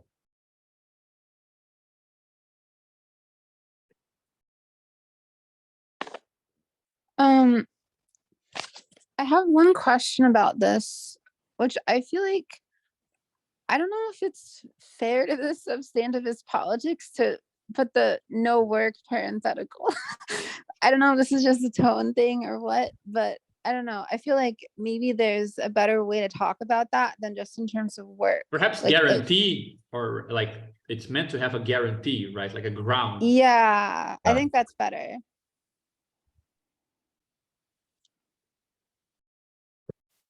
Yeah. But you know, like you guys are talking about individuality, and I do think that this is going to be very tricky for us the moment that I mean, this is the two things, I mean, this can help us move a bit ahead, right? These are the two things that we're going to have. It's funny, the two little things we're going to have problems defining, and they're pretty much everything. Can I just share the screen again? Yeah. It's just these two small things which pretty much make up for the whole diagram, but that we need to work through, which are not very clear. Like once we establish some justification as to why you know, the point of view of organizations, and let's say the statement that, you know, the social sensor is made of social relations in such a way that that's what makes it capable of sensing social relations in the world. And we start to ask, okay, but how do we want to define what we call social relations, right? And we define them in terms of these three aspects here.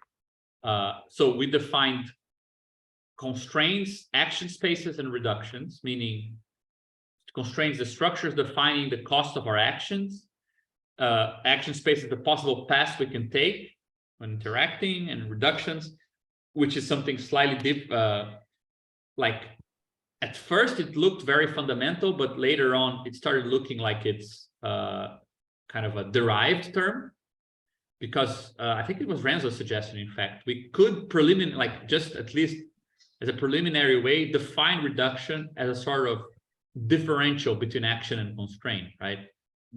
Like we act, we get a response, and between what we expected and what we got back, we learn something about the world. It is kind of this idea that resistance, right? If I act and nothing constrains me, nothing fights back, I also don't learn anything, right? So it is kind of a way of attaching reduction in the sense of abstraction, right? Or something that is mapped or modeled or potentially modeled of the world to the negative, or to the kind of differential between how we act and how the world reacts to us. But that's already a first issue, which is, I mean, it seemed like these three terms are general enough that we wouldn't have a problem talking about individuals acting in the world and the world reacting, and we learning something about the world in this way, individuals acting on mediations and the mediations reacting or constraining us, and we learning something about them. And we also constantly speak about, you know, institutions, organizations acting on the world, and then the world constraining them, and they can learn something about as far as what counts of the world for them. But these are very tricky terms, in fact, because they're very much at the limit between the obvious and the very obscure. Like, I can understand what I mean by saying individual act in a mediation, like, you know, a student kind of engages with an occupation and does something in an occupation, like helps other students to put up chairs by the door to barricade. And there are roles that they can take and things they can and cannot do to be part of that occupation. But at the same time that I can understand, there is this kind of annoying voice in my head that tells me, yeah, but it's like, you know, like an idiot that goes to visit a place and says, show me Paris. And you cannot show an individual Paris. You can only show an individual things in Paris, right? Like, there is like a categorical mistake in wanting to be shown something which is not to be seen. So we are very much at the verge of this when we talk about these three terms. Like, they seem to capture something relevant. And one of the reasons we haven't been exploring recently, but definitely justifying this, is that talking about actions, constraints, and information this way facilitates us from bringing back the ideas of surrogate reasoning. Right? Like, it allows us to talk about the idea, for example, that we might delegate a problem to an organization and get answers back in the way that we delegate problems to like a calculator. So we can actually go further in the idea that there is thought in mediations by looking in this direction, because we can say, well, reasoning can go through structures that are not like immediate cognitive structures in our head. But the problem with that is that it's nice in that direction, but it's also a bit unclear, you know, because another type of structure we've been studying with like memory evolutive systems, it actually presents this very differently, right? It would put everything at the level of individuals, And relations between individuals are called mediations. And relations between mediations, which are ultimately relations between individuals, are called a world. So you would have like a flattened picture, at least as a premise. Of course, because there is emergent effects and complex events, you can really reduce everything back to individuals because of the multiplicity principle and things like this we saw in Dennis's presentation. So it wouldn't be the same as saying, I can describe everything from this point of view, but in some sense, everything should be reducible to relations between these things, even if I cannot undo the relations and get back to the primitives, right? So those two perspectives are not obvious how to connect them, I think. I was gonna ask the last meeting, but it's a bit of like just throwing words because I don't know what I'm asking. Is it because I mean there seems to be like 3 levels like in this scheme, right? Individuals, mediations, and world, and that seems enough to like capture stuff, all we need.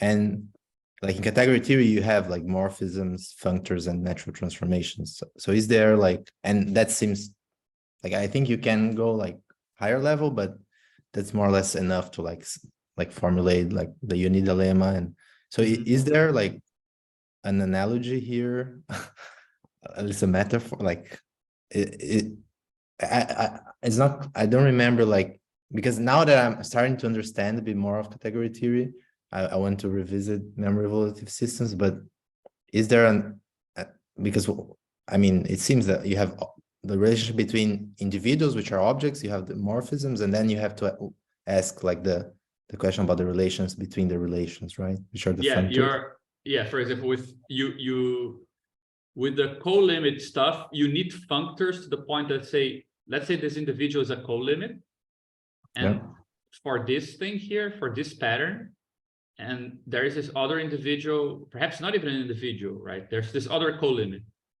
If I say that this thing interacts with this thing in such a way that this is the same as this thing is interacting here, or if I say that like this thing transforms into that thing, these are functors, and these are morphisms.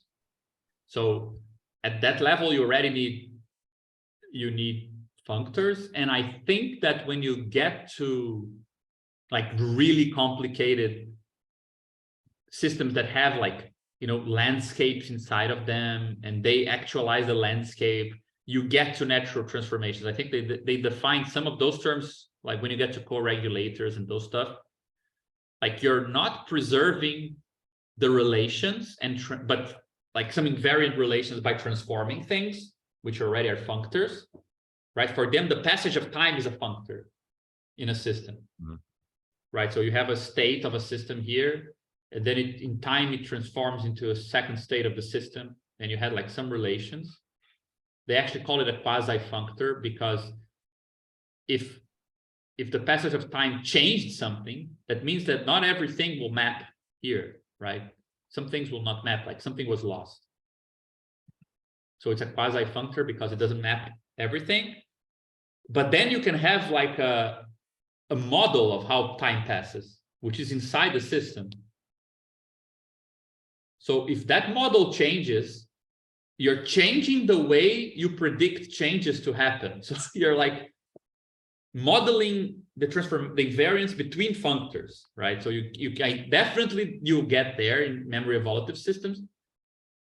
And Dennis convinced me this weekend when we were talking about like trying to understand how this will get mapped onto MES, that we won't be able to map it just by looking at co-limits. Like if you really want to talk about mediations, we'll have to talk about this co-regulator idea, because it needs to imprint a stability of relations onto individuals, right? That's what, like, we won't be able to define actions and constraints without time. Like a constraint that is a one-off constraint, it's like a hiccup. It's not a constraint, right? Constraints to be like a pattern that defines a certain boundary of your actions, it needs to be stable. So co-limits don't guarantee stability. So you actually need the full machinery. So I was first, and in the impression that we would only have to learn that, you know, you can draw these nice cones and then ask about how a cone becomes another cone. I was so happy about it, but alas, we actually need to know everything in that stuff. I think it, yeah, I think it John. makes a lot of sense. The simplification of the diagram, kind of treating reduction as a differential of action and constraint. Because I was looking at this and it's almost very much like behavioral Mariology.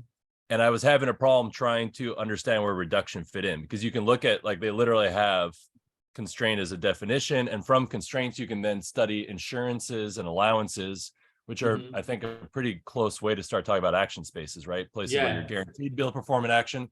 Yeah. But then you can look at, because there's a system, there's essentially an adjunction between all the things that kind of gives you an overall understanding of how it fits together. That's kind of, I think, a reduction if you consider it from the perspective of a differential between action and constraint, because the adjunction is between assurance, constraints, and allowances. It's the yeah, I mean, that would be really cool to develop further. I mean, this is the other part that it's in between the lines here, and we're not developing recently. I mean, I think there's a lot of stuff we looked into in the past that we're not talking anymore, that's actually hidden below the surface here, you know. And again, I totally understand why Dennis was like totally psyched with memory evolutive systems, because even the optics craziness we were talking about, when you get to this idea of landscape systems, environments, and worlds, it actually also includes that. Like the idea of landscapes inside systems mediating, like how you reparameterize your actions and reactions. That's like the repara category that they developed. Like, it's in the same direction. But you know what, you said something here that I find one of the most fundamental aspects of this diagram. Like, every time Rafael presents it in this way, I'm convinced that this is a really good didactic way to introduce to people, which is to start from the mereology, like the composition, and then try to get to the other things. And then it clarifies why reduction, people don't get like reduction, why not call it mapping? But I think that there is a nice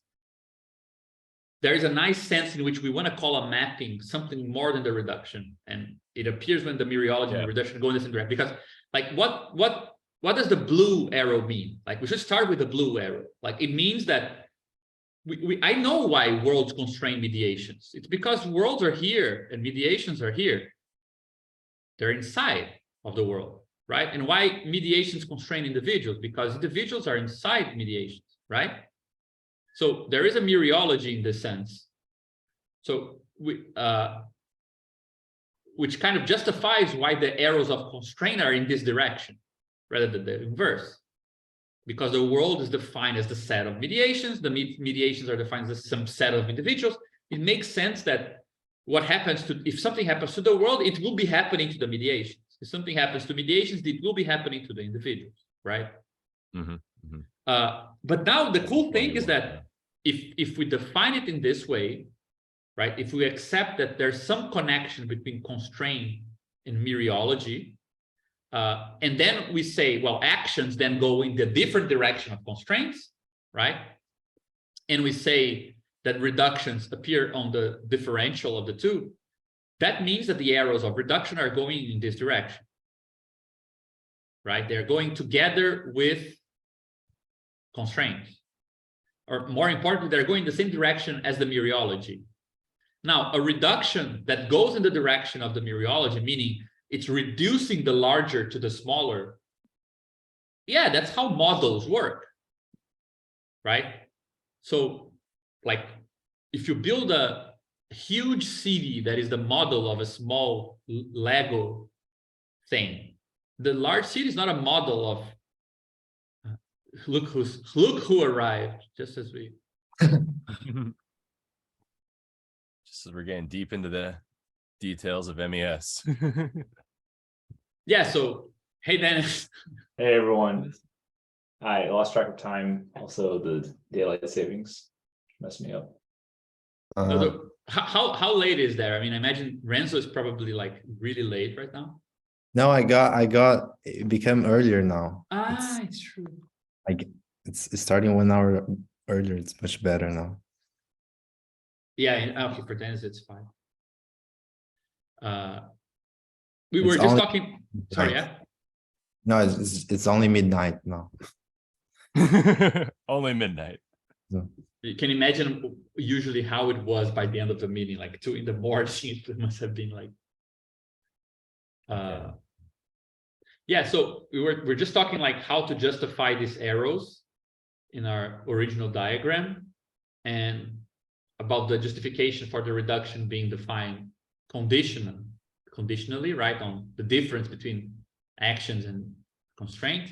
And I was suggesting just now that the fact that there is this kind of mereological, right, this inclusion of individuals are included in mediations which are included in the world, and the fact that, well, if this is the order of constraints, and this is also the order of reductions, that means that you map larger things into smaller things, right? You reduce the world to mediations, mediations to individuals. So it is the kind of direction of modeling, where you want to preserve relevant information by also simplifying things, right? So it makes sense that reductions plus this kind of arrow, this direction of the arrows would lead us to, let's say, calling these smaller things, if they do capture, make intelligible larger structures, something like models of the larger structure. And this is relevant for us because later on we want to get to, I didn't add it here, but we want to get to this, right, which is the inverse. Just focusing on the middle part here, right, which is what we've been calling like this sort of reactionary triangle, right, where constraints go up. Individuals are trying to define what the world can be, what good mediations are, but, and therefore reductions are also in this direction, right? Worlds act on individuals, individuals resist, and the world gets some information about you. Mediations act on us, we resist, and the mediations get some information on individuals. But as this happens, mereology remains the same. Like at the level of sets, the structure still is, this is bigger than this, that's bigger than this. So now reduction goes in the inverse direction of mediation, of mereology, right? It's still the case that the world is big, mediations are included in the world that contains individuals. But reduction is going this way, mereology is going this way, right? So that's, let's say, the basic structure for conspiracy and negationism and things like this, right? You reduce up rather than, so the larger things need to take the form of the small things rather than, so this is, let's say, the Euclidean principle behind flat Earth, right? So we can account for that straight in our basic schema. Because mereology remains the same, because to take like the Badiouian parlance, we're talking about the multiplicity, not talking about the logic of the multiplicity. Insofar as sets are there, well, the world is a larger space, class of stuff than the mediations inside that world, than the individuals. But that the logic of reactionary politics will place the individual in the position to constrain mediations, to the position to constrain the world, tends to produce like the projection of local properties onto global logic, right? Whereas in the case of communist politics, it's actually, we tend to project global properties into the smaller parts, right? So we get to model the world. So that's cool. It's really cool. So, but I was saying, like, this is one part of the problem in the diagram, which is how do we define these arrows in a way that is consistent with the other, like, as we said, like, it's self-evident in a way, like, or at least it's quite understandable to say something like students engage or act through, like, we act on the world through the occupation. like I can make some sense of what I mean by these actions and these constraints and so on. But at the same time, if you want to be kind of, you know, annoying about it and like, you know, nitpicky about it, actually what you have is individuals interacting with individuals, and some pattern of interaction we call a school, and some other pattern of interactions between these individuals we call an occupied school. So that's the first problem. Like, we should be able to kind of understand that there are actually arrows inside I here, which relate to the relations between individuals, and the red arrows, the blue arrows, or the green arrows, they should be transformations of these arrows, right? Rather than arrows like the fundamental ones. They are composite arrows. They're not the basic arrows we want to start from. But I think one thing, and that's problem one thing that I want to ask now that Dennis is here, is because you're just drawing individuals, but I think, can't we also describe a mediator as an instance of an MES as well, right? It doesn't necessarily, right? Like, we can have both individual MESs and mediating MESs kind of on this, maybe not the same level, but like a kind of closer level than like the world in a strange kind of way. Yeah, actually, just to this, it's a good point that you make, because this is the second problem that we have, like, which is it's here, right? We remove this from the paper, but it's implied, it's a footnote now as an exercise to the reader, which is to show that if you take the smallest mediation, that's the individual, and if you get the largest mediation, that's the world. Right? Like, I think Rafael tried to show this, like almost like, imagine this triangle. Like, if you do a bit of more geometric interpretation, right? You can tend this towards zero, and imagine that the mediation slowly identifies with the individual, and that's, let's say, individuality as a social practice, right?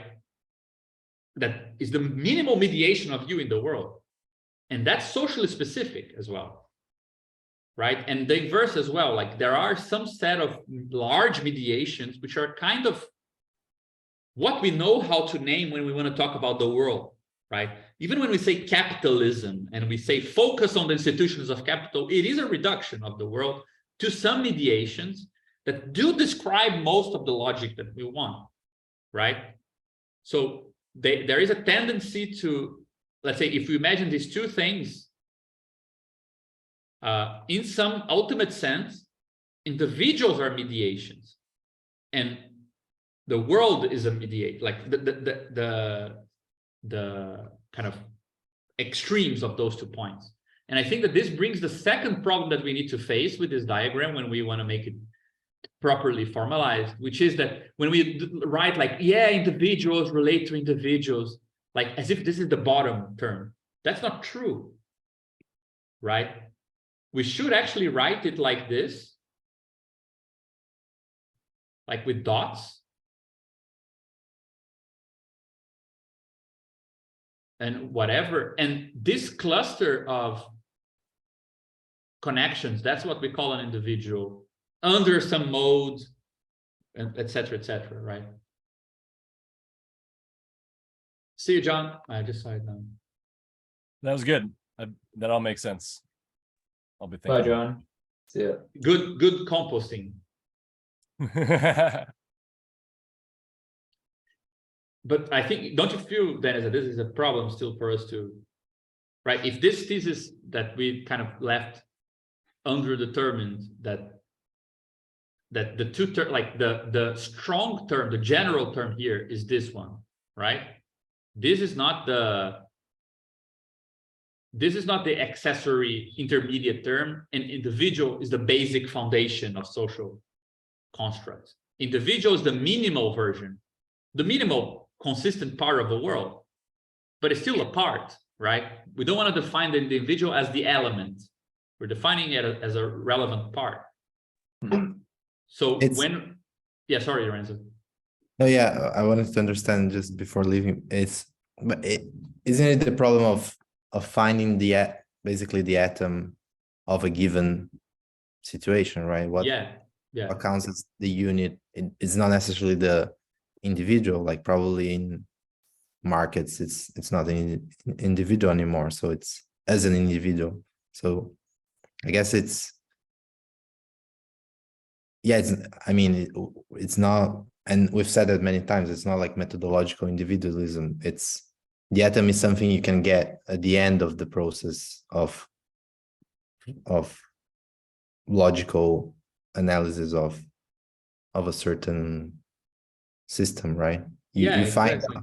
yeah, you normally have to start somewhere, so like might as well start from the individuals. But once, and it's funny because that's a problem that appears in IIT. Like you start with units that you're not, you just because you have to start somewhere, but They're arbitrary.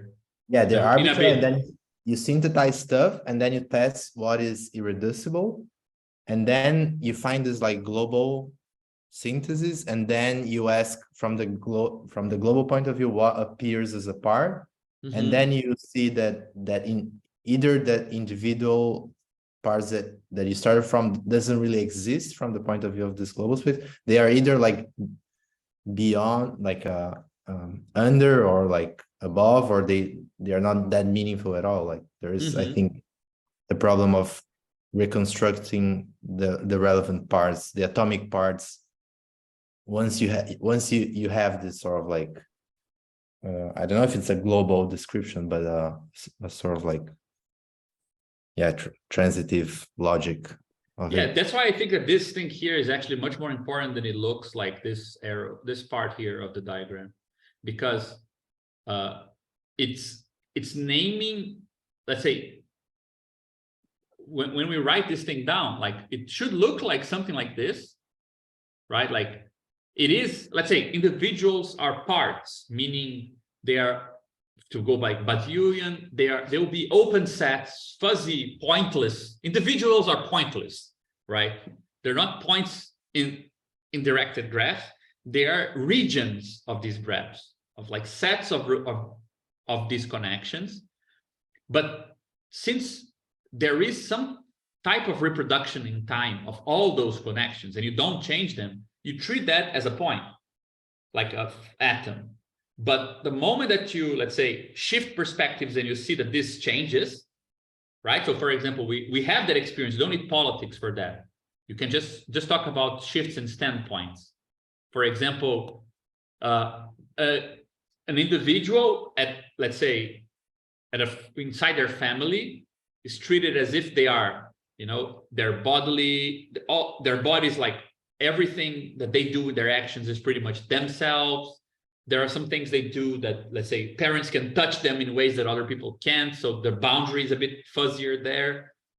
There is some kind of idea of a unity of what concerns who you are. Then you get to your job, and what you do with your time and which gestures you do and what you cannot do changes completely, and the unit of what counts changes.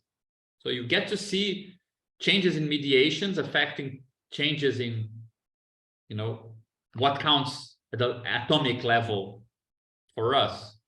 Or even if you are at the atomic level, because the atomic level might be commodity all the way down, like priceable parts, and your time is priceable, but your body is not. You're not donating your organs, so you're not an atom from that point of view. You're already a composite of things, something like this, or you're below the atom somehow, right? So nothing guarantees that there will be a superposition between the logic or the pattern part of the world that defines the atom and the social natural substratum of your physiological structure. Like the two things can be a bit mismatched, in fact, right? And I feel like the reason to have this development is because you might even say that the moment that you're involved in some political activity, that because it's constrained by a political ecology or a political movement, you start challenging what counts, what doesn't count in you as an individual. You're already like looking at this atom from a different standpoint. If you can then look at it and say, but this is like a restriction or something like that, right? So probably we shouldn't start with an individual, we should already define it as a co-limit, right? It's the smallest co-limit given by, let's say, it's a bunch of social practices that go through you in some sense, and they're all probably, for example, psychoanalysis would suggest that the co-limit of this is just the word I, the fact that you index all of them into statements where you're the subject of those statements, right? Something like that. Shouldn't then there be sort of a name for the indeterminate individual, in the sense that it's not still sort of like captured inside the logic from the one that is sort of like constituted from the point of view of this logic? Like, say there's like the concrete student and then there is, when he says like, oh, I'm just a number for the school, then this I'm just a number, it's the way he appears and functions inside the logic. And when he said, but this is, I think, this is where I think Badiou's selections start becoming very interesting, because he will not allow, like, he won't bring the set or the multiplicity to be the thing you have access directly, which is really so you want to talk about the concrete student who is not just a number, you need to do politics. yeah, Right. So you don't get to like just name the indeterminate subject. Like you get the individuality as a set of practices, which has some noise, and you might even include there the practices of making that noisy existence part of what it means to be a student, right? Like sex education and civility classes. They're all about like, okay, can you please fit into, this thing here? doesn't even MES, like when they speak of configurations, they sort of like talk as if this sort of like undetermined like reach level, which at the end is, once you get like something to commute, then there's just certain aspects that get abstracted from, but there's still like some sort of like naming of this configuration. Yeah, I think they call it the distinguished links, right? The links that actually count in the pattern. But it doesn't mean that, let's say, these links that I drew here, like, let's call them like A, B, C, D, and E. That doesn't mean that there are others, right? Like there might be like hundreds of other ways that go through this kind of fuzzy region here. Yeah, but isn't that a configuration? Yeah, I would think of the configuration as like a dense set of just like kind of like in Badiou, where the world is like has so much stuff in it that there's no way to like actually parse everything out. It's dense, and the pattern is just like a one angle that you can view the configuration category, such that you can draw a diagram and talk about the properties of that pattern. But like the underlying configuration category has much more stuff going on, right? Mm-hmm. But I mean, in practice, in their schema, the underlying category, it just remains as the sort of, I feel like it's a very similar strategy, right? Just to say, yes, we are selecting, yes, there's a count as one, right, of something that is distinguished, and I need to keep the reference to what is before, that will be, let's say, below the point of relevance for the set of relations we're going to analyze. But it's not like a Kantian noumenal thing, because I can't go there and pick more stuff. I just need stuff to relate to that stuff, right? I feel like this is very similar to Badiou. Like, there is nothing that is qualitatively hidden. It's just that if you want to, talk about it, you better have, words. Otherwise, you won't be able. I always remember how obscene I felt that it was at the beginning of Logics of Worlds when he said, against Kant, we're going to solve it with Mao Zedong. Like, how do you solve the problem of cognition and, the phenomenal world with Mao Zedong's claim that what we don't know, we will come to know? Like, what? Like, that's not, you cannot solve with a one-liner, like 3 volumes of content critiques. Like, it makes no sense. Nobody's gonna accept that. But yes, that's his position. But I do think that like this might pose a bit of perhaps a challenge at one level, because the kind of easy way of talking about individuals as a ground needs to be substituted for the idea that individuals are conventionally a ground or a fundamental point, but they are actually the co-limit of a pattern we're not analyzing, right? And we're right not to analyze what's being bound under this individual, because it's simply not being mobilized by the world. The moment that it is mobilized, then it will come up, and perhaps we'll have to redefine what looked like the level 1 of analysis, right? Yeah, actually, in category theory, there is a way to do this. It's using limits instead of co-limits, right?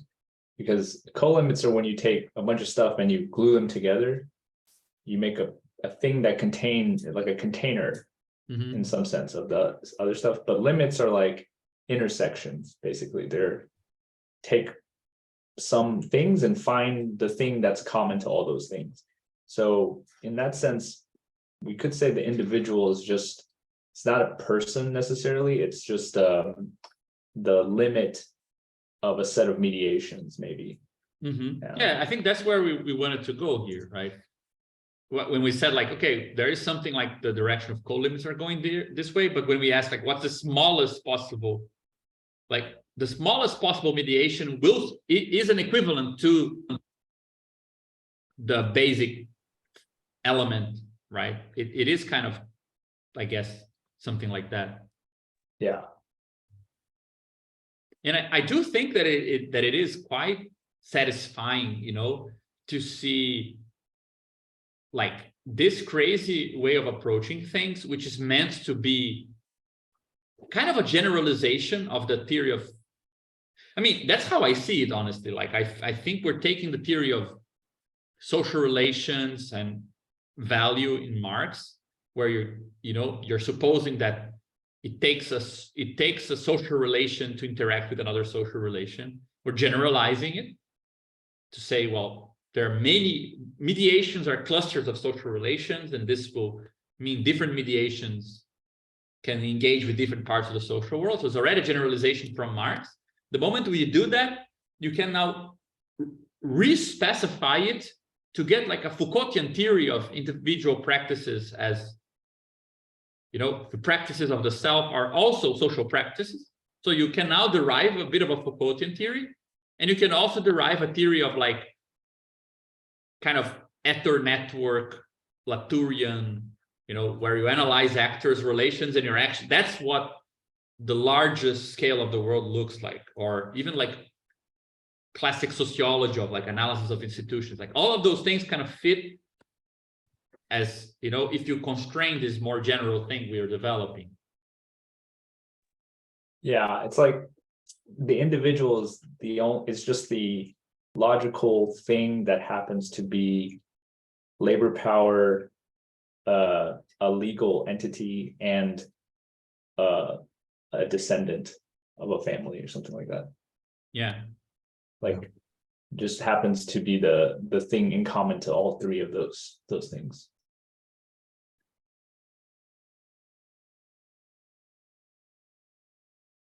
Yeah, I mean, this also is useful because with that whole thing about alignment and misalignment, and we were looking into as a way to define vulgarization, peripherization, that it entails exactly this sort of problem. That, let's say, is there a reduction of, when you look, not a reduction, but the smallest mediation from level A, B, and C, will they overlap into the same set of minimal social practices?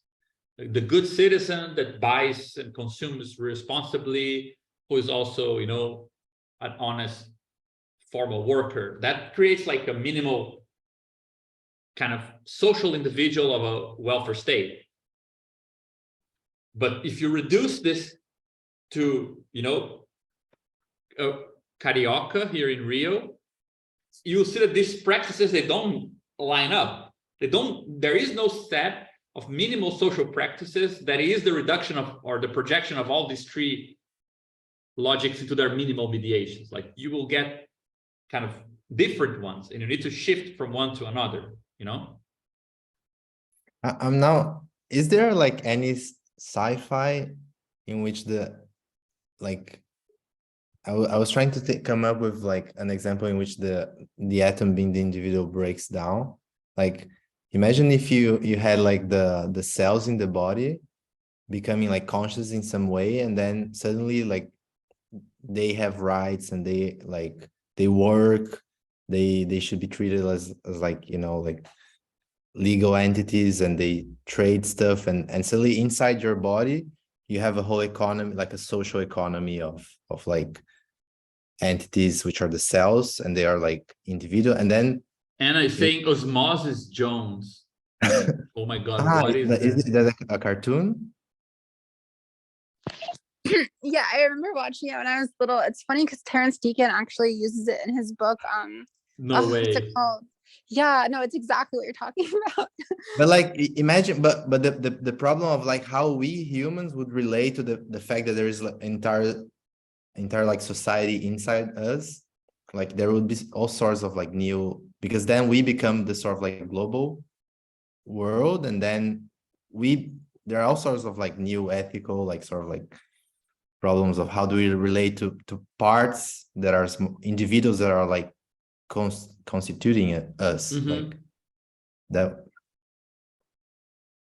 like Yeah, I mean, we are suddenly like the planet, or like the planet of like a smaller society, and then we would have to be obliged to sort of like analyze. We wouldn't be the sort of like bottom level, we would be this sort of intermediate level. We have our economy, and then we have this sort of like microscopic economy that sort of like construct us. yeah, I've seen this one that Anna mentioned now, Cells at Work. Cells at Work, it's on Netflix if you want to see it. Oh, nice. Okay. But yeah, I think that the inverse is very common, right? The trope of the hive mind, for example, where individuals now are part of something bigger. Like I think that's pretty much the horror trope of every sci-fi. Like there's never been, I think, a good civilization or a good example of hive minds. It's always like problematic and a kind of proto-fascist, right thing. Like aliens that are hive minds are like always bound to kill us. But there's also that, like, I don't think we either get like a lot of examples of individuals that discover they are parts and that they shouldn't be seeing the world from their perspective or from a collective point of view, or the inverse, where you're seeing from a perspective that you thought it was individual, but it's actually collective, and you should start looking from the perspective of a part of yourself, and that's the proper one, right? Those two things are, yeah, they're not, you can find many examples of that. Usually you just bring the consciousness together with the mereology, so it's always legitimate to be at a synthetic point of view, right? Yeah, that's a good point.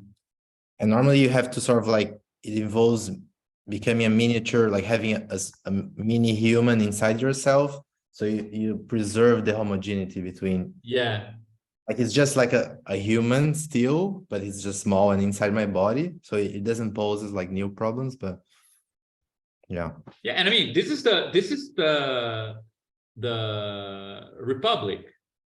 The Republic has a definition of justice, which is, I think it's, I forgot which book of the Republic it is. Plato says, justice is when your relation to the suffering of another citizen is like the relation of the suffering when one hand suffers and another hand is like, you would say that even though you cut one hand and not the other, that you've cut your body.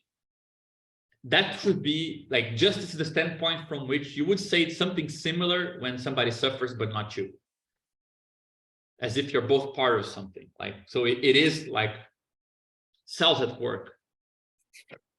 Yeah, it would be great when we write on this problem of like individuals not being like fundamental, and then talking about Plato and and anime. I really love this Incomplete Nature book. It's so amazing. Deacon was, it's a pity he hasn't been writing much. Yeah, so, but I mean, it's, so this is where like we took a detour because we didn't add this to the final paper, but moving forward, it is actually quite central, right? That we can add this definition that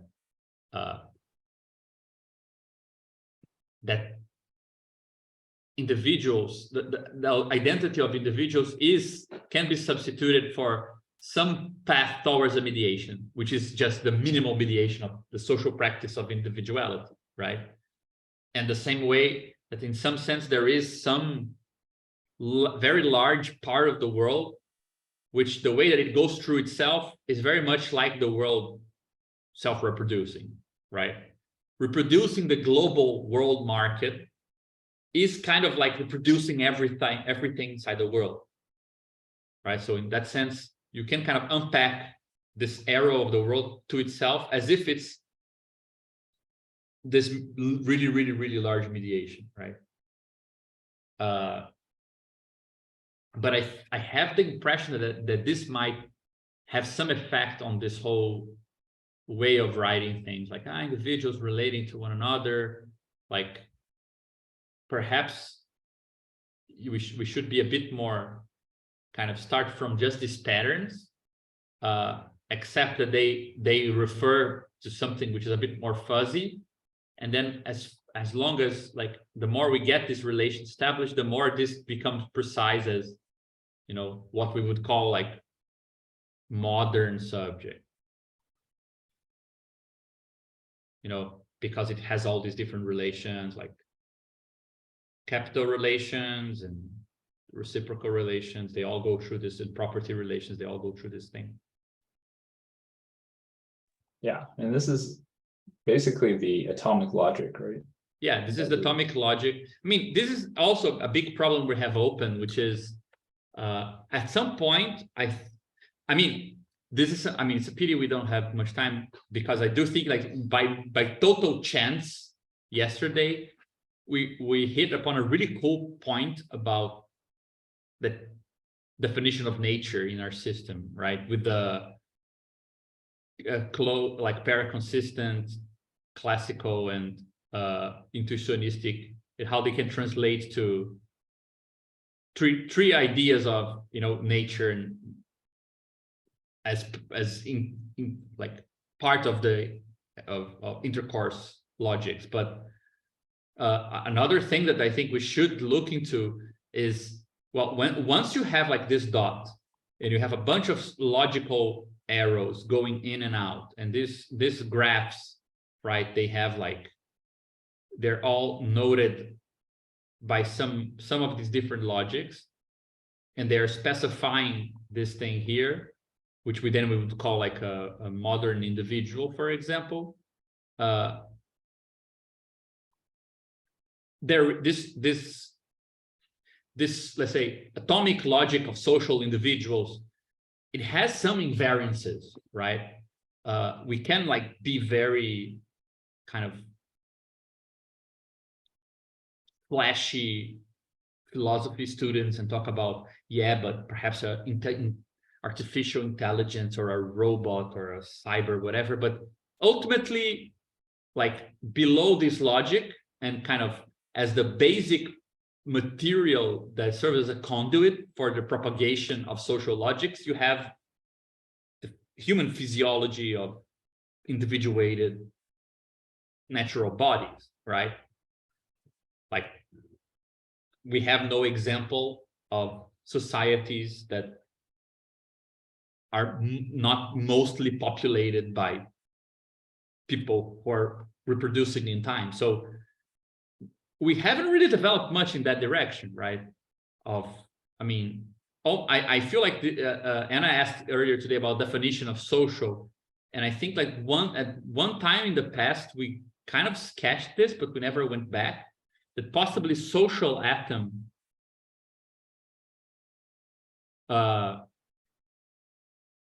Yeah, it's a little biopolitics, but where it becomes clear that the bio is a bit redundant, right? I mean, just in the sense that it makes sense, yeah. That I mean, if you take into consideration that this logic it needs a material conduit to propagate itself, and its material conduit to propagate this social space is, you know, human life. You get the biopolitical stage, right? But I think the crucial part is that what we call social here, like on the logical side, it opens up to being a composite of these three logics at least. And on the material side of the atom, right, what makes it a real social atom is that it has human existence. I don't think you need to write, or at least you don't. We can write human reproduction without writing, like, it doesn't imply sex reproduction, because it doesn't imply that, let's say, sexuated division, sexuated reproduction is essential for social reproduction. If, let's say, so it's much more easily imaginable a society where all babies are the product of, you know, some type of, yeah, bodily reproduction, perhaps, right? Just in the sense that we don't need to assume that reproduction here implies sexual reproduction. It just means duration of humanity in time, right? So it feels like when we talk about what's the basic social atom, even if you generate social atoms that concern like machines or parts of technology or written material through which, you know, contractual things can survive, it still will be generated to be compatible with some basic atom that concerns reproduction of human stuff, right? So I don't think we've done much work in this direction, you know. Just before we end up, like, just wanted to mention this because I was so excited about this. I realized yesterday that, you know, if you treat these topologies of closed subsets and closed intervals, which we have at paraconsistent logics, as being like systems, closed system and a closed system, that looks like the relation between a system and an environment. If you're going to treat the environment as another closed system, is more like a partner than anything else, which is very much mode A, right? Where nature is a partner rather than being something different from you. If you're going to treat nature as an open set, where environment is an open set, where the system is a closed set, the environment is like a resource, which is very mode B, which is classical. And if both sides are like an environment, right? What did I do wrong? This is my very small n here. Hopefully that's okay. Or is it wrong in English?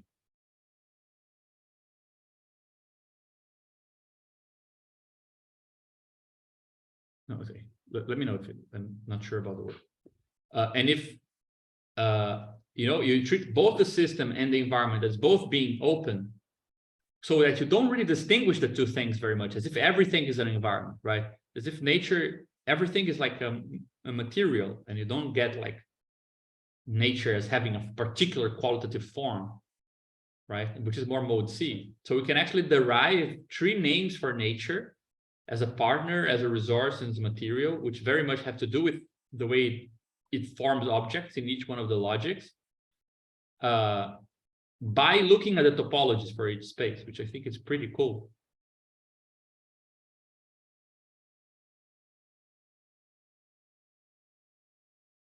And yeah.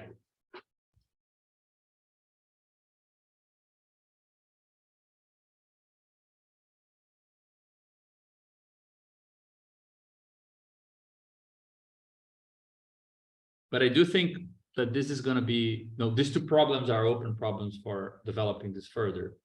how to understand these things, how to retranslate them into the, more co-limity and categorical, way that memory evolutive systems do. I think I was pretty convinced by what you said yesterday, then, is that perhaps we should just realize that actions and constraints are kind of like mereological relations in time already, right? They, like, you need to both consider these collective links and consider how they change in time to actually be able to distinguish between actions, which are kind of, actions don't have the commitment of being durable, right? Whereas constraints do, right? Yeah, I think that's the other piece of this, is when we talk about like the smallest thing, we're also talking about the smallest time that something, like a smallest duration in which certain actions can take place, or certain like reproduction can take place. And in that sense, you can have this dynamic definition of action and constraints. Maybe reduction makes sense in a spatialized sense. But actions and constraints seem to take time, right? Even MES has a whole thing about constraints in terms of how long you have, like, you have to do something within a certain time, or else it produces a fracture. And their whole definition of death is, basically losing your window of opportunity to accomplish some task, like your latency becomes too large. Yeah, man, I think that, I have the impression that this is like one of the next thresholds, like, to redescribe this basic diagram. Even before we get to like the expansion of it to include like ecologies and so on, but like just a basic thing in terms that makes clear that when we talk about actions, constraints, we're talking about sort of clusters of relations, all of them in time, otherwise we cannot distinguish actions and constraints. And then this kind of distributes, different temporalities and different kind of along the line of these different resolutions, right?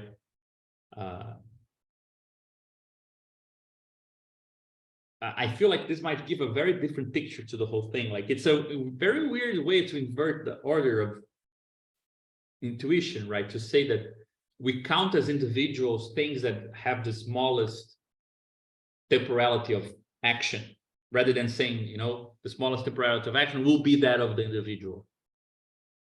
Like, to give precedence to the, distribution of different kind of time frames, and then say, well, whatever counts as the smallest time frame, that's what will kind of feel like an individual, right? Yeah, exactly. Yeah, you can think of, like, in terms of contracts and the lifetime of certain contracts, for example, as being like taking some priority logically, and then just happens to be that human beings live long enough to carry out that contract.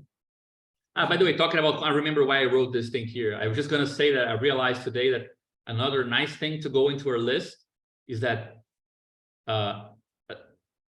if you look at this structure of closed, like algebras of closed sets, it looks very nice. It goes very nicely with speech as a support, a material support for this logic, because every signifier tends to be closed. Written support goes very nicely with classical logic, because when you make a mark, it is closed, but everything around it is open, right? So writing is a good support for the state. Speech is a good support for mode A. Lacan has shown very clearly that speech tends to be paraconsistent, right? So you can see why the logic of speech is a good support for communitarian relation. Written form is a good support for the state, and objects are a good support for commodity logic, because objects, the boundary between objects and the rest of the world is fuzzy, right? So it would be a nice way to explain why, let's say, the basic linguistic support for each mode kind of can be the right, we can kind of understand why speech is a good conduit, written words are a good conduit, and the very technical nature of objects are a good conduit for different logics, you know? That's a really interesting idea, yeah. Isn't it? I'm even going to leave it here just for the sake of this. Yeah, because almost like that, those three things you wrote are like how you would define the boundary of the two sides, right? Like with two close sets, like their boundary is speech in a way, like Yeah, they talk to each other. Yeah, and I mean, when I tell you something, it's unclear if the meaning is in me or in you, right? It's kind of in both and none.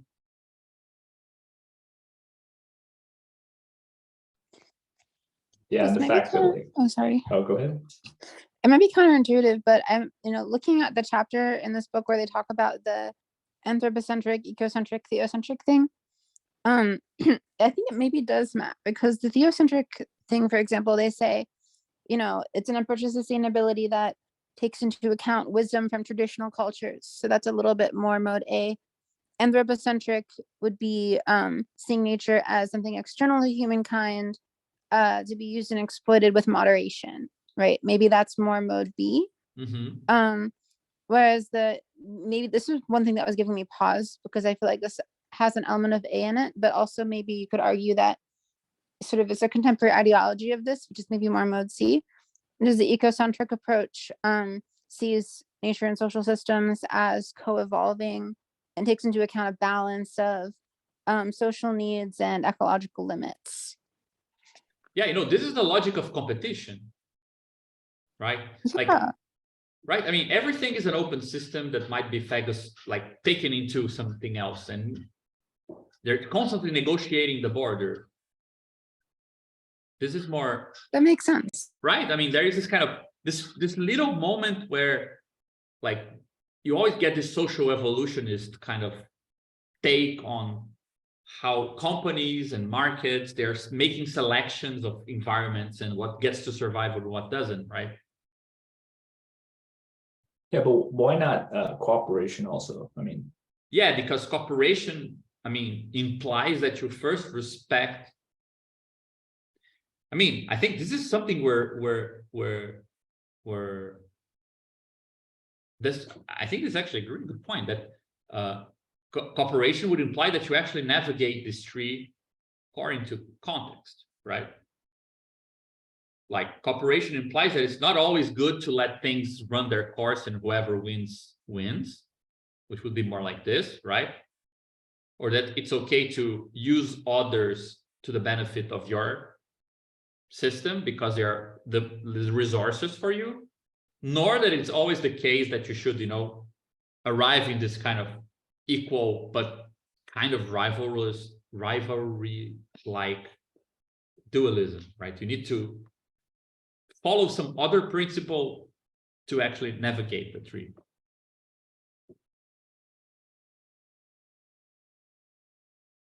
Right? For there is something of mixing these two that looks like cooperation most of the time, I'd say. yeah, it's interesting because that means like competition and cooperation are not opposites. They're like cooperation combines competition with the other ones, right? Yeah, I mean, sports is a really good example of this, right? I mean, it takes cooperation to create a space where you can compete. And you can, like, there's never been a socialist government that hasn't really used competition to increase, the intensity of cooperation, like create games and things where people are actually going against each other and there is a best one and you're evaluating people, but still that can be set under a different principle than competition itself, right?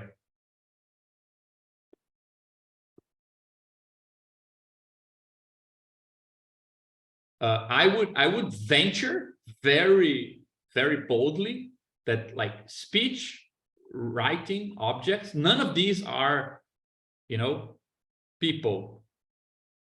like that the best way to encode, let's say, the propagation of social relation is through social relations, right? Through how people organize. All of these are kind of cop-outs a bit, right? They are material conduits. They're not, they last better than people themselves, right? Like you can transmit speech, you can transmit writings, and you can kind of embed kind of certain principles into objects. None of them are, all of them are kind of ways to overcome limitations of people, right? Because people cannot be everywhere. I feel like probably this is like the for example, cooperation is all about that, right? Rather than having like people relating, and because this is limited, you move to some basis that can then propagate this beyond the limits of people to some other people who are not present, right? So you put it into writing. So now you have like some laws or some rules. Now they apply to more people. Cooperation has a structure where if you move things to people, people cooperating can produce more, right? More ideas, more stuff. And that's how you get the excess, right? Through social relations themselves, rather than by instantiating it into a material. Like you treat sociality as a material, perhaps.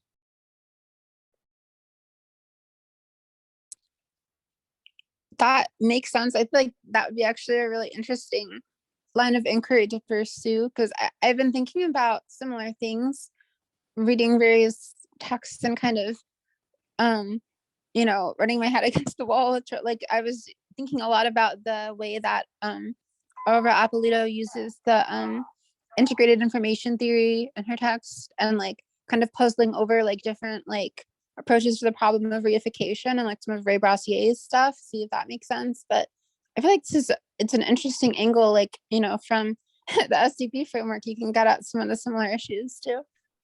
Yeah, I mean, I think we would have to think more about it and just saying some random things, because I was thinking like, okay, when we talk about cooperation or we talk about, you know, different forms of organization, what is the support that is most conductive? Let's say, what is a support that is most conductive to a form of association which is free, which is therefore not constrained by one of these three logics? Well, it's probably the most plastic support, not the most strict support, right? Would be a support that, being plastic, is the thing that helps it to propagate itself. So social, like people's relations, would be support of that order, perhaps, right? And I always feel like when you look at these new movements and new kind of approaches to politics, often there is a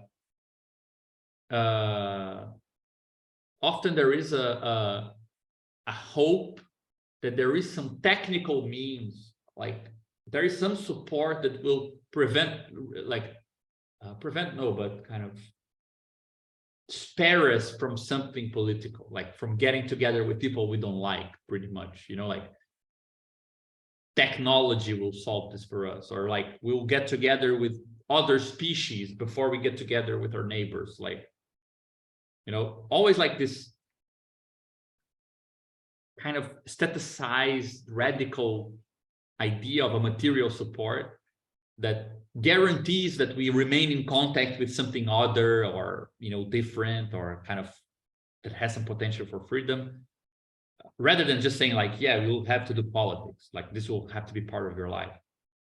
It always sounds like, yeah, but can't like computers do it for me? So I always tend to prefer like, can we kind of assume that, you know, perhaps the best way to propagate a social logic which is complex enough to submit capital to this more complicated organizational form, that the basic kind of material dimension that gets to propagate these complex normative commitments are relations between people themselves, right? Like when we say something like, yeah, political organizations are social forms, like are perspectives. You can imagine a standpoint which is not the standpoint of anything material, but a standpoint of a set of social relations. I feel like we're offering as a candidate for being considered material support something which is usually not considered material, which is social relations. I think that's a great point, and it makes me think about, like, I've been getting interested in, there's this whole thing like Antikythera or whatever research project that, like, I think Benjamin Braden is like the person leading it or something. And it's this weird combination of like a bunch of different people like doing work on the problem of planetary scale computation. And like some of them are like, bourgeois philanthropists, but then there are other people like Aurora Apolito is part of it, and Matilda Marcoli, right? And my Brassier, a bunch of people from like the New Center. So I feel like it's interesting because in those sorts of contexts, I feel like there's this tension sometimes where you can tell that a lot of those people, there's one side of it where it's like, yeah, like trying to kind of use technology as like a replacement for politics. But then there's the other side of it where it's like, yeah, like at a certain point, we're going to need to figure out how to actually use technology to have to interact with people we don't want to interact with and do politics. And like, when is that going to, I feel like one of the key things, like, in order to look at what people are doing with like these sort of new political forms that are resisting politics, or like apolitical forms, I guess, is think about, how what they're doing could sort of be turned against itself in the sense that it's oriented towards doing exactly what it's trying to avoid. I don't know if that makes sense, but I think there are elements of that, like even in a lot of those different places where it's like kind of unexpressed tension between those two aspects in these different projects. Yeah, sorry, Yeah. Vince, yeah. Yeah, I was just gonna say, I think it goes back to the thing you brought up, Anna, the very first meeting we had together, which was the law of requisite variety. And how, the question is like, we want to build organizations that are capable of traversing the social world the way we're talking about it. The organizations themselves have to have enough like dense, complex relations inside of it. So I think the computing, the whole like this, I've never heard of this project, Antikythera. It looks interesting, but it's like, I'm like skeptical of anything there that doesn't involve these human relations, right? Relations between people that we're trying to capture in our formalism. And something that I have noticed in general, like in politics, and like I often find myself kind of in the middle of like, there are these tendencies towards, and this is what the Apolito essay is getting at, which is part of why I think it's so great, is like, on the one hand, you have people who are really focused on sort of direct, sort of local interventions in human relations. On the other hand, you have people who are looking at, sort of potentially far into the future, like sort of maybe more sustainable kinds of symbolic or like our mechanical technologies or something that could help with politics. But a lot of the time there's just this lack of commutation between I don't know if commutation is the word to use here, but there's this lack of like communication even between the local and the global in this way, where it's like, I was just reading like, Jody Dean has a great little essay about what she calls communicative capitalism.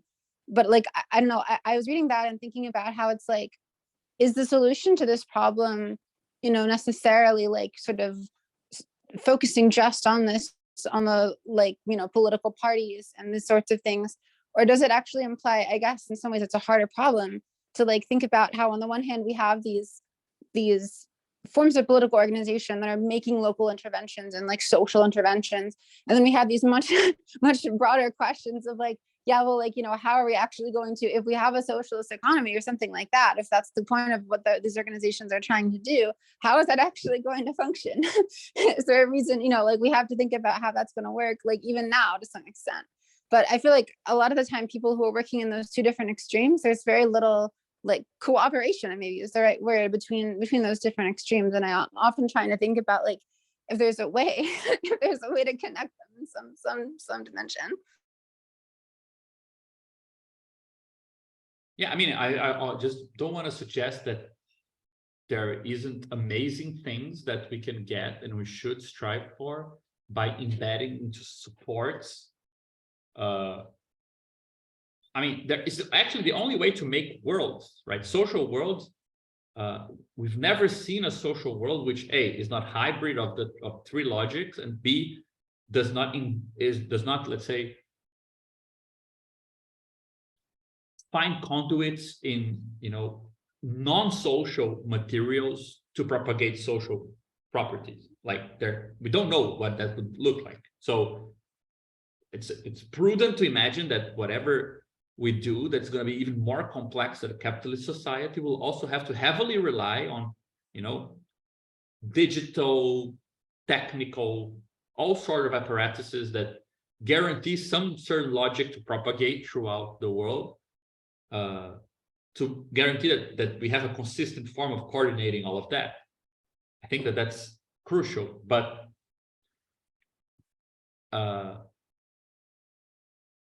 it's good to know what that means, right? That you're actually projecting some logic onto some support that then is meant to propagate that logic, because the two things need to go together. And it's, for example, usually a bit of a fantasy to imagine that you can do away with oral transmission or, this sort of